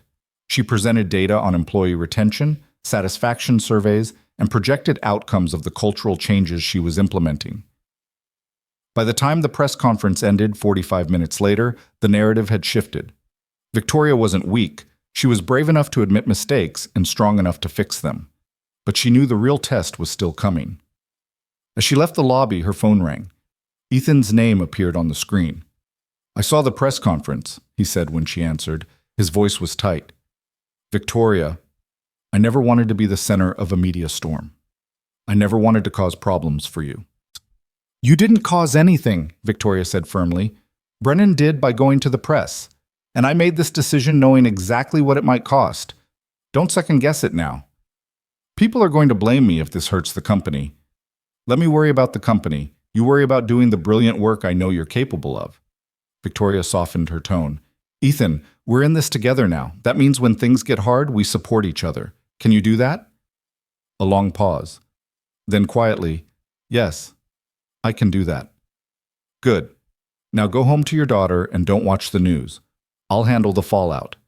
She ended the call and looked up to find Margaret watching her with an expression that was part concern, part pride. "You really care about him," Margaret observed. "I care about doing the right thing," Victoria corrected. "Those aren't mutually exclusive." Victoria didn't respond. She returned to her office and prepared for whatever came next, knowing that she'd crossed a line she could never uncross. She'd gone from untouchable CEO to the woman who'd risked everything for one employee's second chance. The question was whether that risk would destroy her or save her, and the answer would arrive sooner than she expected. The backlash came exactly 3 days after the press conference. Ethan was working late on Thursday evening, deep into coding for the AI integration project Sarah had assigned him, when his phone lit up with a message from an unknown number. He almost ignored it, but something made him check. The image that filled his screen made his blood run cold. It was a photo of him and Lily from that morning, walking to school, her hand in his, both of them laughing at something she'd said. The photo was grainy, clearly taken from a distance with a zoom lens. Below it, a single line of text. "Special treatment has consequences. Watch your back." Ethan's hands shook as he stared at the message. Someone had followed them, photographed his daughter, threatened him because Victoria had given him his job back. He was still frozen when his office door opened. Sarah stood there, her expression grim. "Ethan, we need to talk. Victoria's on her way down." "What's happening?" Ethan's voice came out rough. "Someone leaked your personnel file to the media. All of it. Your performance reviews, medical claims, everything. It's going to be all over the news in an hour." Sarah's face was tight with anger. "This is a massive violation of privacy and company policy. Victoria is furious." Ethan felt the walls closing in. "My medical claims? That means they'll know about Lily's hospitalization, about Sarah dying, about everything," Sarah confirmed quietly. "I'm so sorry, Ethan. We're pursuing legal action against whoever did this, but the damage is already done." Victoria appeared in the doorway, her face a mask of controlled fury. "Ethan, I need you to trust me right now. This is going to get ugly, but we're going to handle it. Someone sent me this." Ethan held up his phone with shaking hands, showing them the photo of Lily. Victoria's expression turned to ice. "Forward that to me immediately. Then call the police and file a report. Margaret is already getting our security team involved." "This is my fault," Ethan said, his voice breaking.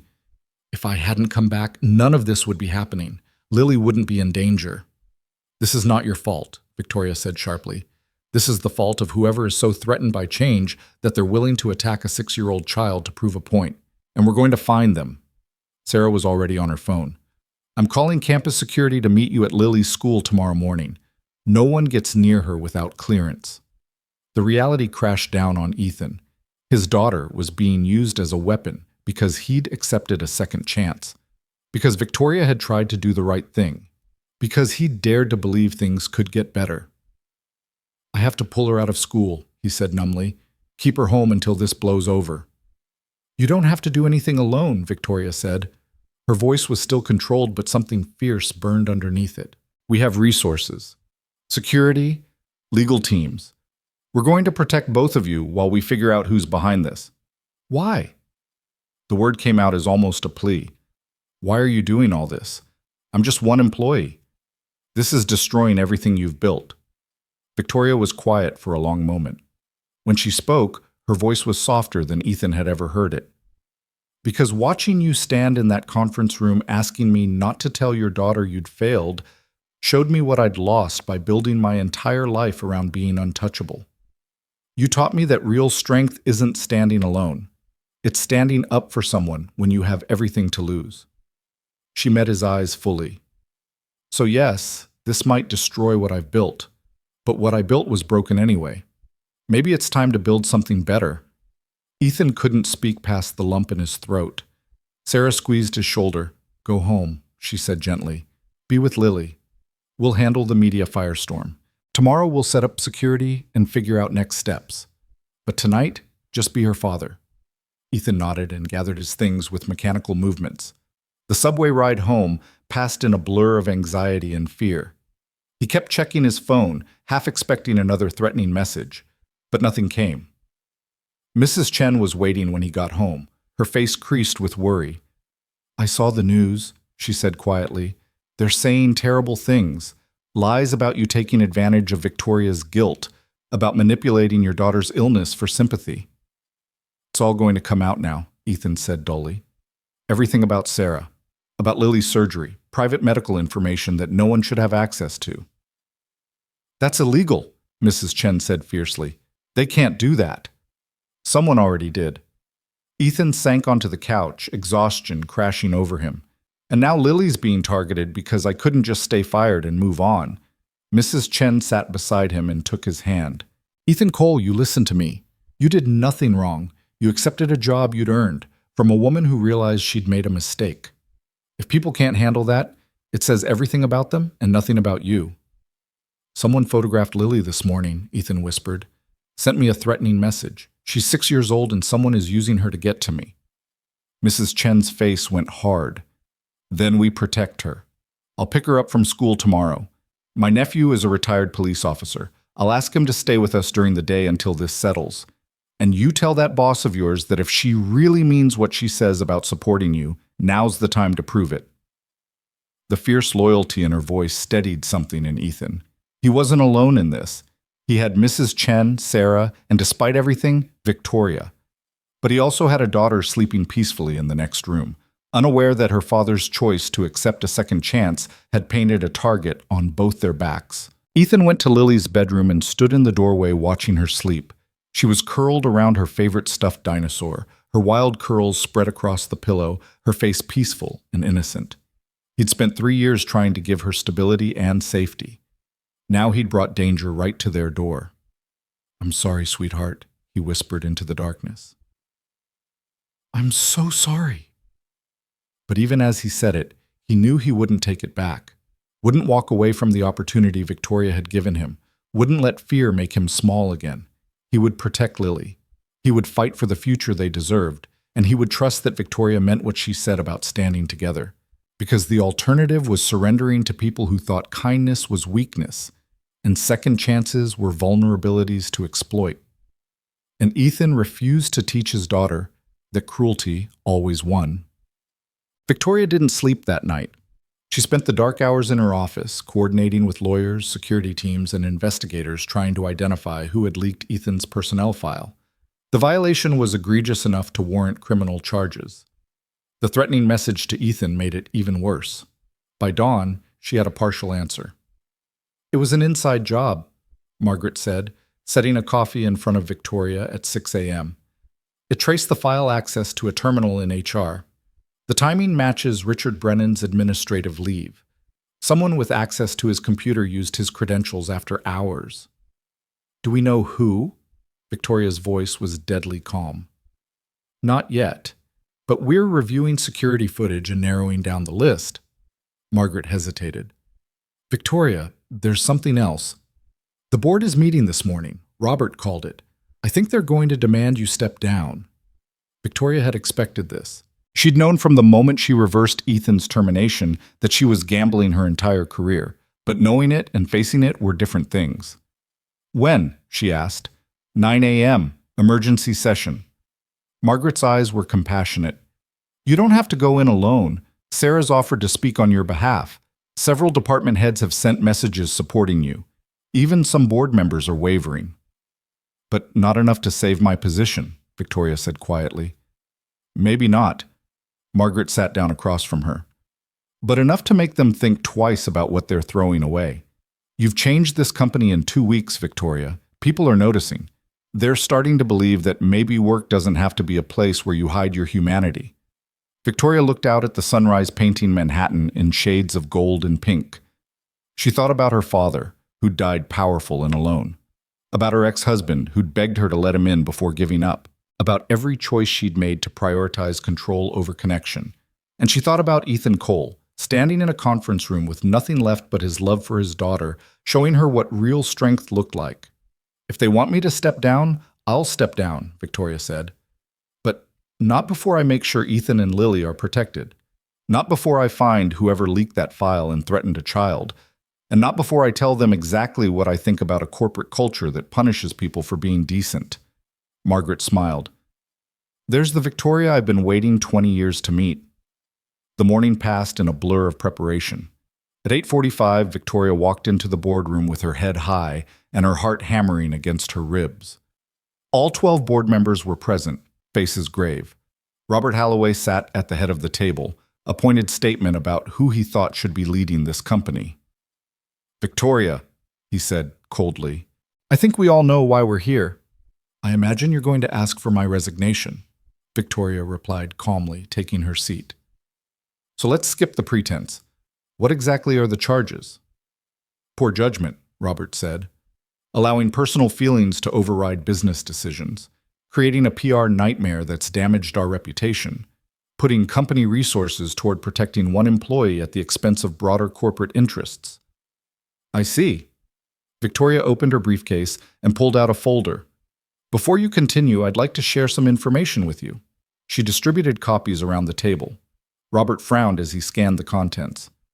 Employee satisfaction surveys from the past 2 weeks show a 30% increase in positive sentiment, Victoria said. Recruitment applications are up 40%. We've had 3 top-tier candidates specifically mention the Ethan Cole situation as a reason they're interested in working here, because they want to be at a company that treats people like humans. She clicked to her next slide. Our best performers have started staying late voluntarily to work on passion projects because they believe the company actually values innovation now. Department heads report improved morale and collaboration.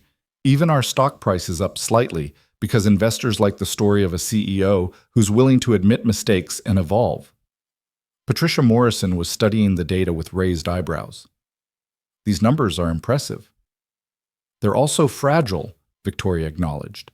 If you force me out, you'll be sending a clear message that this company values power and control over growth and humanity. You'll lose the goodwill we've built. You'll lose the talented people who are watching to see if this change is real. Or we'll send a message that leadership means making tough calls, Robert countered. That we don't abandon our principles the first time someone tells a sad story. Ethan Cole didn't tell me a sad story, Victoria said quietly. He asked me not to destroy his daughter's faith in him. And I realized that I'd built a company where people had to hide the most important parts of their lives in order to succeed. Where being a devoted parent was treated as a liability instead of an asset. She stood, planting her hands on the table. You want to fire me? Go ahead. But first, look at what we've accomplished in 2 weeks. Look at the culture shift. Look at the possibility of becoming a company that people actually want to work for, not just one they tolerate for a paycheck. This is emotional manipulation, Robert said. You're making business decisions based on feelings instead of facts. Oh, I'm making business decisions based on the fact that our most valuable asset is our people, and we've been treating them like expendable resources, Victoria shot back. Yes, I care about Ethan Cole. Yes, I feel responsible for protecting him and his daughter, but I also recognize that what happened to him is symptomatic of larger problems we need to fix. She pulled out another document. This is a formal complaint from 6 employees in Richard Brennan's former department. They're alleging systematic harassment, credit theft, and creating a hostile work environment. This isn't about one person, Robert. This is about a culture that's been broken for years, and I'm trying to fix it before we lose everyone worth keeping. The room fell silent. Patricia and several other board members were passing the complaint around, their expressions growing increasingly troubled. Why didn't these complaints come forward before? Patricia asked. Because people were afraid they'd be fired for speaking up, Victoria said bluntly. Brennan had a reputation for destroying anyone who challenged him. It took my very public reversal of Ethan's termination to make people believe they might actually be heard. Robert was beginning to look uncertain. Even if all of this is true, the media circus around Ethan Cole has been damaging. The media circus was created by someone illegally leaking his personnel file and threatening his child, Victoria said, steel entering her voice. We're pursuing criminal charges against whoever did that. And when we catch them, I'm going to make sure everyone knows that this company doesn't tolerate people who weaponize private information or target children. She sat back down, meeting each board member's eyes in turn. I'm not asking you to agree with every decision I've made. I'm asking you to consider whether you want to be the board that fired a CEO for trying to make this company better. Whether you want to send a message that admitting mistakes is fatal. Whether you're willing to sacrifice real progress because it made you uncomfortable. The silence stretched. Finally, Patricia spoke. I'd like to propose we table the question of Victoria's leadership for 30 days. Use that time to monitor the results of these cultural changes, investigate the Brennan situation fully, and see if the positive trends continue. Can we agree on that? Slowly, reluctantly, hands went up around the table. Roberts was the last to rise. 30 days, he said coldly. But Victoria, if this experiment fails, you're done, and you'll take Ethan Cole down with you. Victoria met his eyes without flinching. Understood. The meeting adjourned. Victoria gathered her materials with steady hands while board members filed out, some avoiding her gaze, others offering small nods of support. Margaret was waiting outside. You survived. For 30 days, Victoria said. Then we'll see if I was brave or just reckless. Her phone buzzed, a text from Ethan. Security is at Lily's school. She thinks having a bodyguard is the coolest thing ever. Thank you for this. Victoria found herself smiling despite everything. She texted back, tell her that brave people sometimes need backup. We're in this together. She returned to her office and stood at the window, looking out at the city that had been her kingdom for so long. Somewhere down there, Ethan was probably walking Lily to school, surrounded by security guards he should never have needed. Fighting battles he shouldn't have to fight because Victoria had decided to challenge a system designed to crush anyone who showed weakness. But she'd also given him a chance to thrive, to use his brilliant mind on projects that mattered, to be a father without apology, and maybe that was worth risking everything. Victoria's phone rang. Her private investigator's name appeared on screen. Tell me you found something, she said. Better. I found someone. The investigator's voice was grim. You're not going to like who it is. 20 minutes later, Victoria was in a secured conference room with her legal team, the head of security, and a laptop showing surveillance footage from 3 nights ago. The figure on screen moved through the darkened HR office with practiced ease, sitting at Richard Brennan's computer and accessing Ethan's personnel file. The camera angle wasn't perfect, but it was clear enough to identify the person. Victoria's stomach turned. Jennifer Marks, the security chief confirmed. Senior HR manager, 15 years with the company. She was one of Brennan's mentees early in her career. Do we know why? Victoria asked, though she could guess. The investigator pulled up email records. She sent Brennan several messages after his administrative leave started. The language suggests they had, or have, a personal relationship. She was angry about your decision to investigate him, felt you were being vindictive. Victoria read the emails with growing disgust. Jennifer had called Ethan opportunistic and manipulative, had accused Victoria of destroying a good man's career over one employee's sob story, had written that someone needed to expose the truth about Cole's performance issues. She leaked the file and sent the threatening photo? Victoria asked. We believe so. She has no alibi for the morning the photo was taken. And we found the same threatening message in her draft folder. She was careless enough not to delete it. She threatened a child to protect her lover's reputation, Victoria said flatly. Please tell me we can press charges. Already in motion, the legal team lead confirmed. Illegal disclosure of confidential information, criminal harassment, potentially stalking. We're coordinating with police. She'll be arrested within the hour. Victoria felt sick. Jennifer Marks had been part of company culture for 15 years, had helped craft HR policies, had sat across from struggling employees and decided their fates.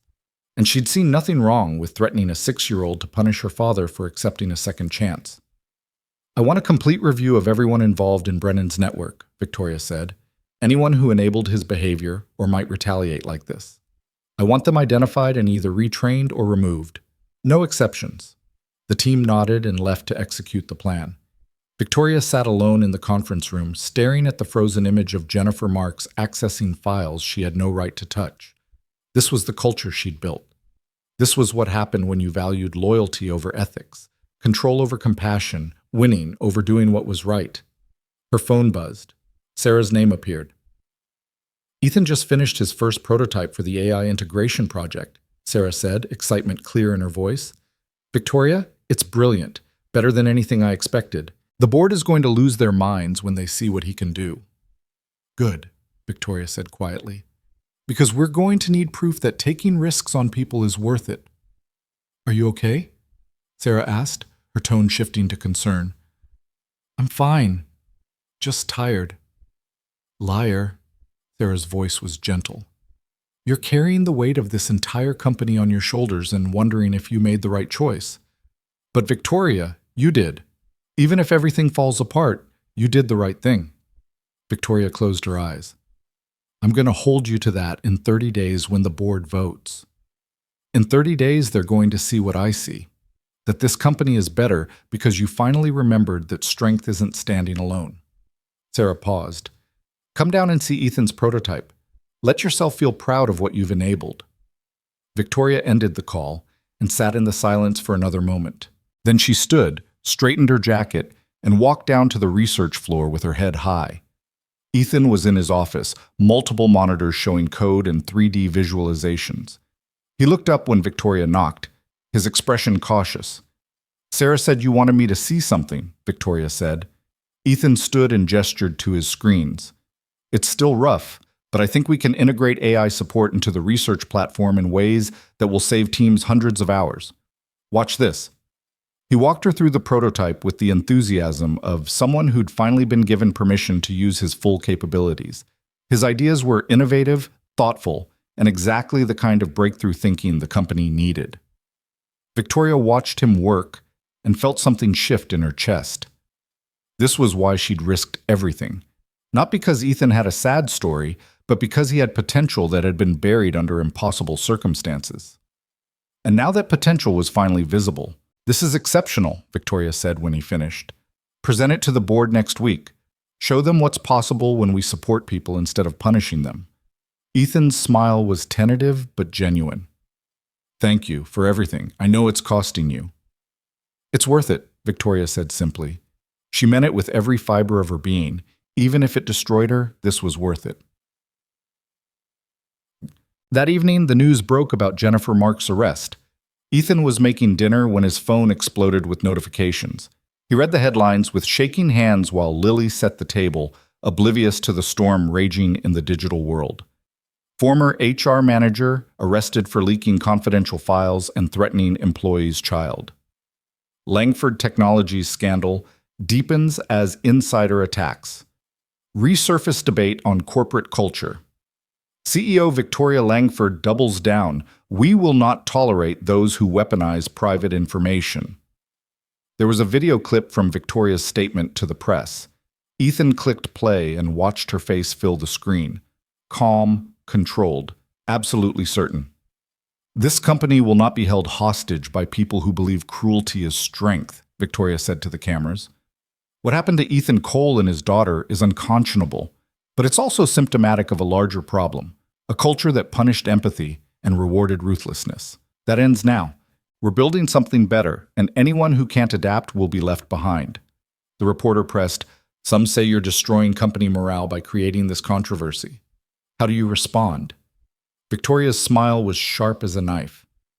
I'd say that anyone whose morale is destroyed by the idea that we should treat employees like human beings was never someone we wanted here anyway.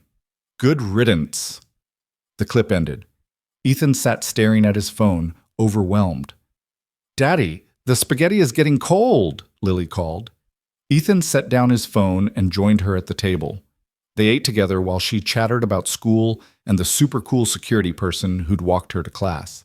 She had no idea that her father's CEO had just publicly declared war on everyone who'd tried to destroy them. After dinner, after homework, after bedtime stories, Ethan finally allowed himself to process what had happened. Victoria had protected him, protected Lily, put her entire career on the line to prove that doing the right thing mattered more than protecting the status quo. And she'd done it without hesitation, without asking for anything in return. Ethan pulled out his phone and typed a message. I saw your press conference. Thank you doesn't feel like enough, but thank you for everything. The response came immediately. We protect our people. That's the company we're building. Get some rest, Ethan. Tomorrow we show them what's possible. Ethan smiled and set down his phone. Outside, the city hummed with its usual chaos. Inside, his daughter slept peacefully, safe, because someone had finally chosen to stand up instead of stand aside. For the first time since this whole ordeal began, Ethan let himself believe that maybe they really would be okay. That maybe second chances weren't just beautiful stories, they were real, hard-won, and absolutely worth fighting for. He just hoped Victoria's 30 days would be enough to prove it. The 30 days passed like a storm, fierce, transformative, and impossible to ignore. Ethan's AI integration prototype became the talk of the research division within the first week. By week 2, other departments were requesting demonstrations. By week 3, the board had moved up their timeline to see it because preliminary results were exceeding every projection. But the real transformation was happening in the spaces between the data points. It started small. A junior developer mentioned his mother's cancer treatment during a team meeting and wasn't met with awkward silence. Instead, his manager adjusted his deadlines and offered remote work flexibility. A project coordinator brought her infant to the office when childcare fell through and found colleagues volunteering to hold the baby during conference calls instead of complaints about professionalism. People stopped hiding their humanity and discovered that vulnerability didn't make them weak, it made them connected. Victoria watched it unfold from her office, seeing the company shift in ways she'd never imagined possible. But she also watched the clock tick down toward the board's final decision, knowing that 1 month of progress might not be enough to save her position. On day 28, Sarah knocked on her door with an expression Victoria had learned to read as, "Brace yourself." The board moved the meeting up, Sarah said. Tomorrow morning, Robert convinced them they have enough data to make a decision. Victoria nodded slowly. She'd known this was coming. Robert had been quiet for weeks, too quiet. That meant he'd been building his case, gathering ammunition, preparing for the kill shot. What's the sentiment? Victoria asked. Split. Patricia and 4 others are solidly in your corner. Robert has 3 definite votes against you. That leaves 4 undecided who could swing either way. Sarah sat down heavily. Victoria, even if you survive this vote, Robert's going to keep coming for you. He sees this as a referendum on everything he believes about business. He's right, Victoria said quietly. It is. That evening, Victoria stayed late reviewing every metric, every employee survey, every piece of evidence that the past month had been worth the risk. The numbers were undeniable. Productivity up, turnover down, recruitment applications at an all-time high. But she knew Robert would argue that correlation wasn't causation, that 1 good month didn't prove sustainable change. She was still working at 9 p.m. when her desk phone rang. The caller ID showed the security desk downstairs. Miss Langford, there's someone here to see you. Says it's urgent. Victoria frowned. Who? Ethan Cole. And he has about 20 other people with him. Confusion turned to curiosity. Send them up. 5 minutes later, Victoria's office door opened to reveal not just Ethan, but a crowd of employees she recognized from across departments. Some were from research, others from marketing, finance, operations. All of them looked determined. What's going on? Victoria asked. Ethan stepped forward, holding a thick folder. We heard about the board meeting tomorrow. We wanted you to have this before you go in. He handed her the folder. Victoria opened it to find page after page of handwritten letters, testimonials from employees about how the cultural changes of the past month had affected them. There are 63 letters in there, Ethan said quietly, from people across every department. They're all stories about how the past month changed their experience here, how they finally feel like they can be whole people instead of just workers. Victoria flipped through the pages, her throat tightening as she read. My son has autism, and I've been terrified to mention it for 3 years. Last week, I finally asked for flexible scheduling for his therapy appointments, and my manager said yes without hesitation. For the first time, I don't feel like I have to choose between my child and my career. I've been dealing with depression and couldn't afford the time off to get help. The new mental health policy gave me 2 weeks paid leave, and when I came back, my team had covered my projects without complaint. They saved my life. I'm a single mom, and I've been 1 bad month away from losing everything since my divorce. The daycare subsidy program that was just announced means I can actually breathe. I can focus on my work knowing my daughter is safe. Story after story, person after person. Lives changed by the simple act of treating employees like humans who mattered. Victoria looked up at the crowd gathered in her office. You didn't have to do this. Yes, we did, said a woman Victoria recognized from accounting. Because if the board fires you tomorrow, we want them to know exactly what they're throwing away. We want them to understand that this isn't about one employee or one CEO. It's about whether this company has a soul. We're also prepared to make noise if they vote against you, added a man from IT. Public statements, press coverage. We've already drafted a letter that 58 employees are willing to sign and publish. Robert Halloway might think he can go back to business as usual, but we're not going to let that happen quietly. Victoria felt something break open in her chest. These people, many of whom she'd never spoken to directly, were willing to risk their own positions to support her. Not because she was perfect, but because she'd finally tried to build something worth protecting. Thank you, she managed, her voice rough with emotion. This means more than you know. The crowd began to disperse, but Ethan lingered. When they were alone, he stepped closer. I wanted to tell you something, he said quietly. Before tomorrow, whatever happens. Victoria waited. 3 weeks ago, Lily asked me why my boss was being so nice to me. She wanted to know if you were like a fairy godmother. Ethan smiled slightly. I told her you weren't magic. You were just someone who'd learned that being strong meant helping people instead of hurting them. And she said, Daddy, I think she's brave. His eyes met Victoria's fully. My 6-year-old daughter understands something that apparently half your board doesn't. What you did was brave, not just reinstating me, but everything since. Admitting you were wrong, standing up to people who thought cruelty was strength, building something better even though it might destroy you. He paused. Sarah died believing the world was harder than she could handle. But if she could see what you've done here, how you fought to make this place more humane, I think she'd have had more hope. Victoria's eyes burned. She blinked hard against the tears threatening to spill. I don't feel brave, she admitted. I feel terrified that I've risked everything for nothing. You haven't risked it for nothing, Ethan said firmly. Look around. Look at what's already changed. Even if they fire you tomorrow, you've proven that a different way is possible. People will remember that. He handed her one more piece of paper, a drawing in crayon showing a tall woman in a suit standing next to a man and a little girl. Above them, Lily had written in careful letters, Miss Victoria is my daddy's friend, and she is very brave. Victoria took the drawing with shaking hands and felt the tears finally spill over. I'm framing this, she said, her voice breaking. Ethan smiled. She'll be thrilled. Good luck tomorrow, Victoria. We're all rooting for you. After he left, Victoria sat alone in her office, holding Lily's drawing and the folder of testimonials. She thought about her father dying alone, about her ex-husband who'd begged her to let him in, about every choice she'd made in the name of strength that had actually just been fear. And she thought about Ethan standing in a conference room asking her not to tell his daughter he'd failed, showing her what real strength actually looked like. Tomorrow, the board would decide her fate.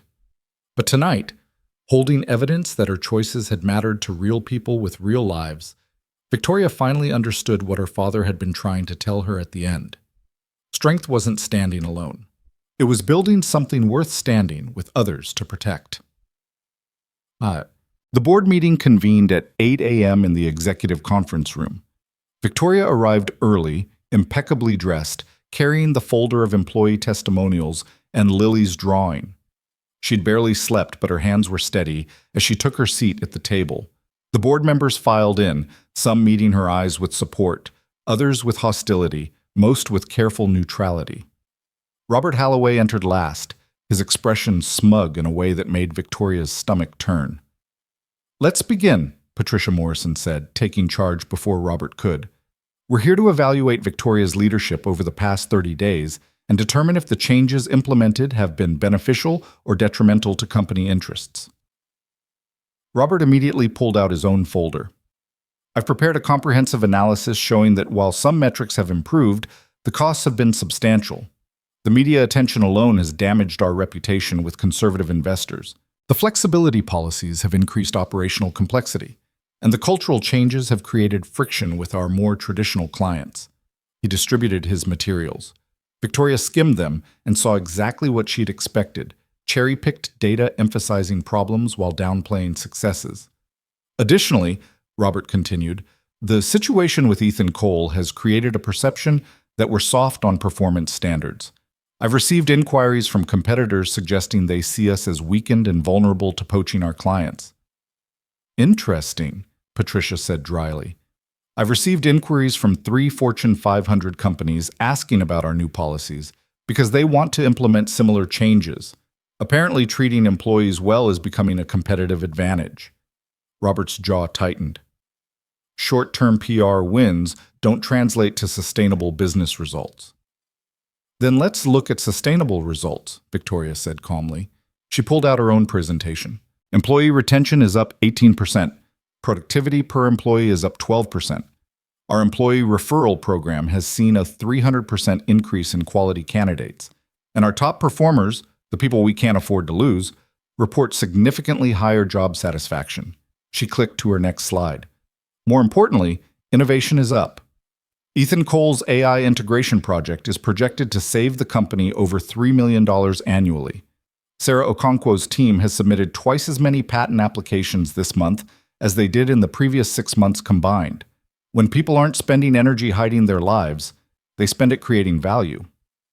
"Creative accounting of metrics," Robert dismissed. "You're attributing causation where there's only correlation." "Then explain this." Victoria distributed the folder of employee testimonials. 63 employees across all departments, explaining in their own words how the cultural changes have affected their work and lives. "Read them, all of them. Then tell me this is just correlation." The board members began reading. Victoria watched their expressions shift as they absorbed story after story of lives improved, potential unlocked, humanity restored. One board member, James Chen, who'd been on the fence, looked up with wet eyes. "There's a letter here from someone in my own department. I had no idea she was dealing with a parent with Alzheimer's. She writes that the new caregiver leave policy means she can actually be there for her mother's final months without destroying her career." "Emotional manipulation," Robert said, but his voice had lost some of its certainty. "It's evidence," Patricia corrected sharply. "Evidence that Victoria's approach is working exactly as intended, creating a workplace where people can thrive instead of just survive." Another board member spoke up. "I've been skeptical of these changes, but I can't ignore the recruitment data. We're attracting talent we couldn't have gotten 6 months ago. People want to work here because of what Victoria's doing." "People want to work here because we're in the news," Robert countered. "When the publicity fades, so will the interest." "Or," Victoria said quietly, "when the publicity fades, we'll have built a culture strong enough to sustain itself.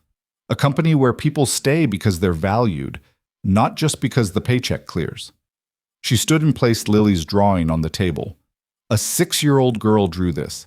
She thinks I'm brave because I helped her father. But the truth is, her father taught me what bravery actually means. It means admitting when you're wrong.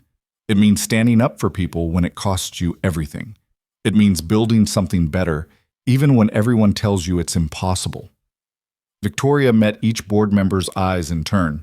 "My father built this company on discipline and ruthlessness. He died alone, having sacrificed every meaningful relationship for power." I've spent my entire life following his example. And then I met a man who'd lost everything but still had the strength to ask me to protect his daughter's faith in him. That moment showed me that everything I thought I knew about strength was wrong.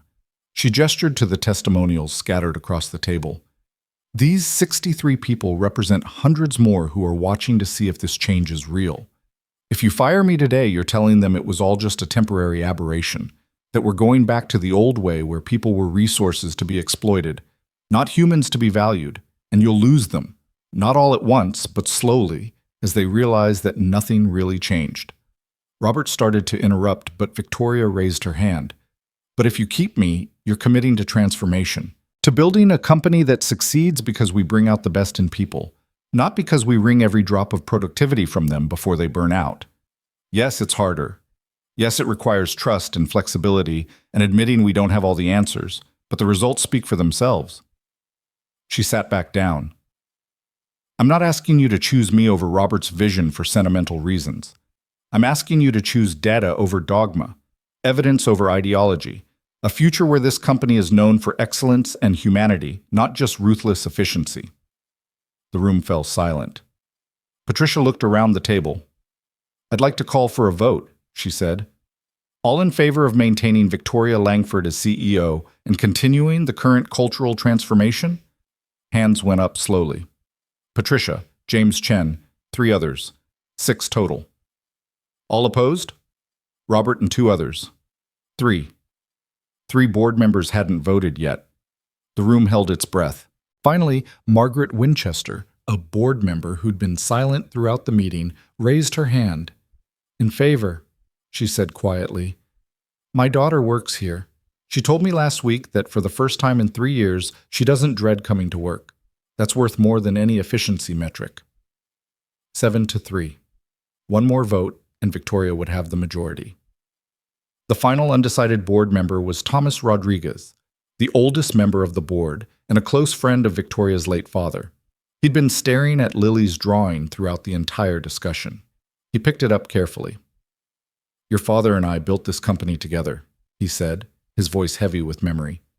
We sacrificed everything for it. Marriages, children, health. And in the end, he died telling you to be strong enough to stand alone. Thomas met Victoria's eyes. I was there that day. I heard what he said. And I've wondered ever since if he meant it as advice or as a warning. He set down the drawing. I think he was warning you not to make his mistakes, not to confuse isolation with strength, not to build an empire so cold that no warmth could survive in it. Thomas raised his hand. I vote in favor of Victoria's continued leadership. And I vote to formally recognize that this company's greatest asset isn't our technology or our market position, it's our people. It's time we started acting like it. 8-3. Victoria had won. Robert stood abruptly. This is a mistake. You're choosing feelings over facts, sentiment over strategy. When this fails, remember that I warned you. If this fails, you'll have the satisfaction of being right, Patricia said coolly. But I don't think it will. Motion carries. Victoria remains CEO with full authority to continue implementing cultural changes. Robert stormed out.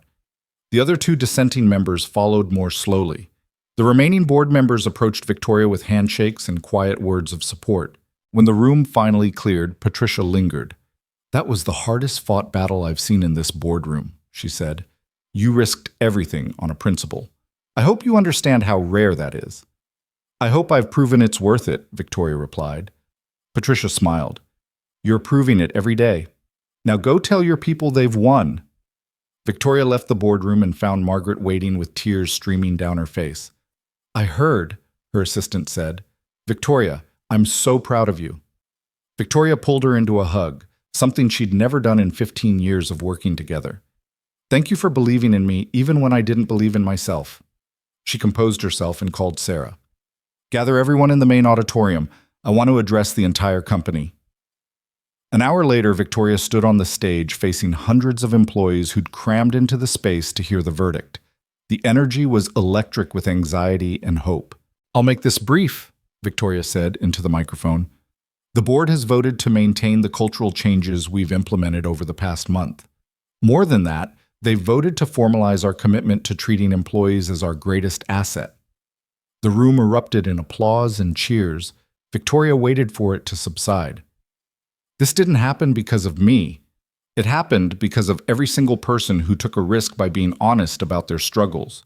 Every parent who stopped hiding their children. Every person dealing with health issues who asked for flexibility. Every employee who decided to trust that maybe, just maybe, work didn't have to be a place where you sacrificed your humanity. She found Ethan in the crowd. He was standing with Lily on his shoulders. She'd apparently been brought in for the occasion, wearing a dress covered in stars and grinning from ear to ear. 31 days ago, I fired a man who didn't deserve it. He taught me that real strength isn't standing alone, it's standing up for others when you have everything to lose. Today, all of you taught me that transformation isn't a top-down mandate. It's a collective choice to build something better together. Victoria smiled, and for the first time in years, it felt completely genuine. We're going to make mistakes. We're going to have hard days. But we're going to face them as a company that values people as much as profits, as a place where you can be whole humans, not just workers. And if that makes us different from every other corporation out there, then good. Different is exactly what we need to be. The applause was deafening. Victoria stepped down from the stage and was immediately surrounded by people thanking her, hugging her, sharing stories of how the past month had changed their lives. She made her way through the crowd to where Ethan stood with Lily. The little girl reached out immediately, and Victoria found herself holding a 6-year-old who looked at her with absolute trust. "You won," Lily announced. "Daddy said you were very brave and you won." "We all won," Victoria corrected gently, "because we decided to be brave together." Lily beamed and then whispered conspiratorially, "Daddy says you're not a fairy godmother, but I think maybe you are a little bit magic." Victoria laughed, a real full laugh that felt like breathing for the first time in decades. "I think maybe you are too, Lily." Ethan took his daughter back and met Victoria's eyes over her wild curls. No words were necessary. Everything they'd been through, everything they'd risked, everything they'd won, it was all there in that moment of shared understanding. "Thank you," Ethan said quietly. "Thank you," Victoria replied, "for showing me what actually matters." 6 months later, Victoria stood in a completely different space, the newly constructed rooftop garden that had been built specifically for employees' families. The space was gorgeous, full of plants and play structures and quiet corners for parents to work while their children played safely nearby. It had been Ethan's idea, refined by a committee of parent employees, and funded by reallocating the budget that used to go to team-building activities no one enjoyed. Now it was opening day, and the rooftop was full of children laughing and parents relaxing in a way that would have been unthinkable a year ago. Victoria watched Lily race through the garden with a pack of other kids, shrieking with joy as they played some elaborate game involving dragons and treasure. Ethan stood nearby talking with Sarah, both of them animated about the latest research project that was already generating industry buzz. The past 6 months had been hard. Some employees had left, unable to adapt to a culture that valued collaboration over competition. Some clients had moved to competitors who promised more traditional approaches. Robert Halloway had resigned from the board and taken 2 of his allies with him, but the company had grown stronger. Recruitment was at an all-time high. Innovation was flourishing. Employee satisfaction scores were the highest in company history, and the stock price had actually increased as investors recognized that happy employees meant better products and more sustainable growth. Victoria had been profiled in 3 major business magazines as a CEO who'd revolutionized corporate culture by choosing humanity over ruthlessness. She'd given speeches about the transformation, written op-eds about leadership, and become an unlikely champion for workplace reform. But the real proof was here, in this garden, watching employees bring their whole selves to work without fear. "Victoria!" She turned to find Lily running toward her, clutching something in her fist. The little girl crashed into her legs with the full-body enthusiasm of a 6-year-old who decided someone was worth loving. "Look what I found!" Lily opened her hand to reveal a ladybug. "Isn't she beautiful? I'm going to name her Victoria." "I'm honored," Victoria said solemnly. "That's a very important name for a very special ladybug." Lily carefully transferred the insect to a leaf and then looked up at Victoria with those serious eyes that saw too much. Are you happy now? The little girl asked.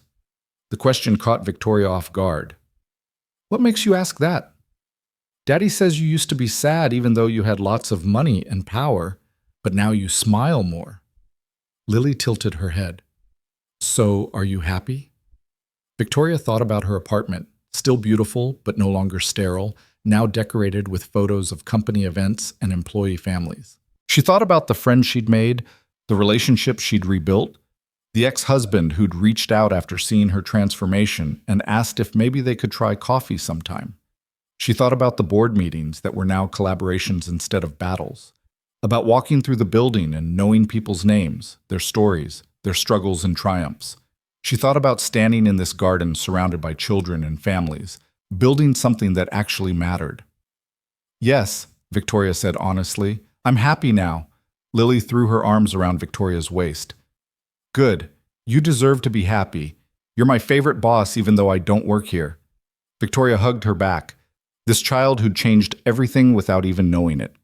Over Lily's head, she met Ethan's eyes across the garden. He smiled and raised his coffee cup in a small salute.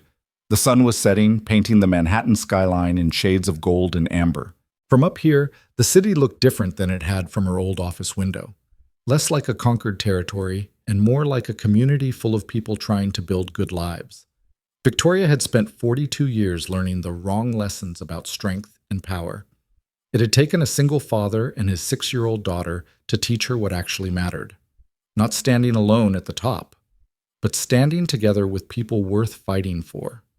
Sarah appeared at her elbow. The caterers are asking if we're ready for the formal dedication ceremony. Give me 5 more minutes, Victoria said. I want to just watch for a bit. Sarah squeezed her shoulder and left. Victoria stood at the edge of the garden, taking in the scene.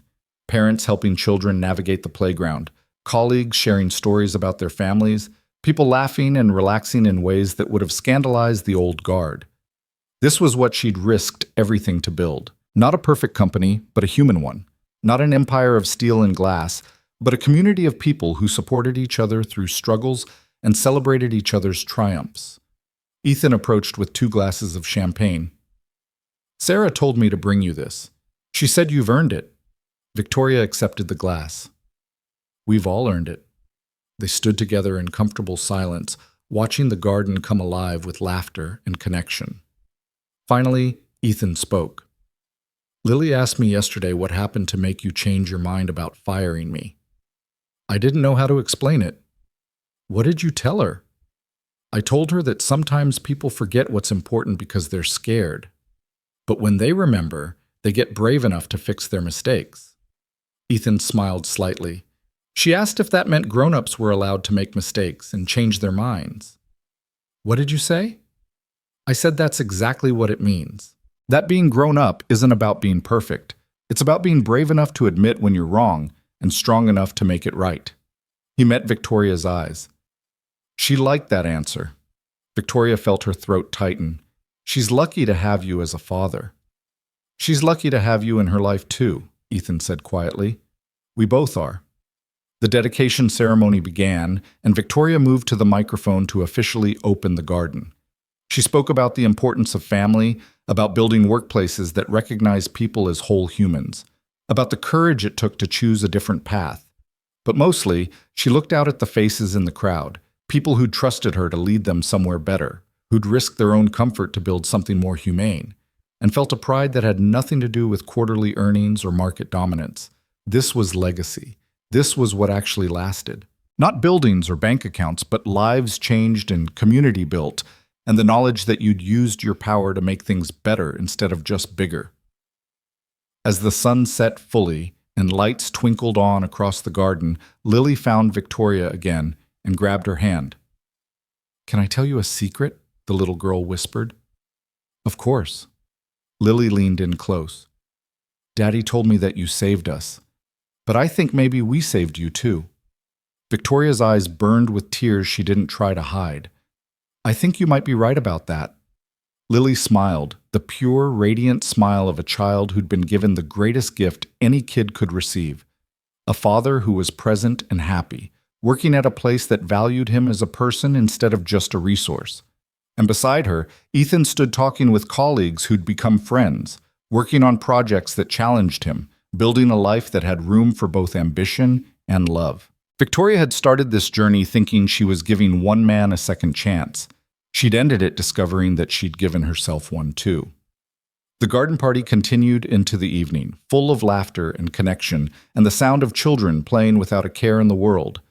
Victoria moved through it all feeling lighter than she had in decades, knowing that tomorrow would bring new challenges, but also new opportunities to prove that kindness wasn't weakness. That compassion was actually the strongest foundation you could build on, and that sometimes the people you save end up saving you right back. High above Manhattan, in a garden built for families and filled with hope, Victoria Langford finally understood what her father had been trying to tell her at the end. Strength wasn't standing alone. It was choosing to stand with others, even when it cost you everything, especially then, because that's when it mattered most.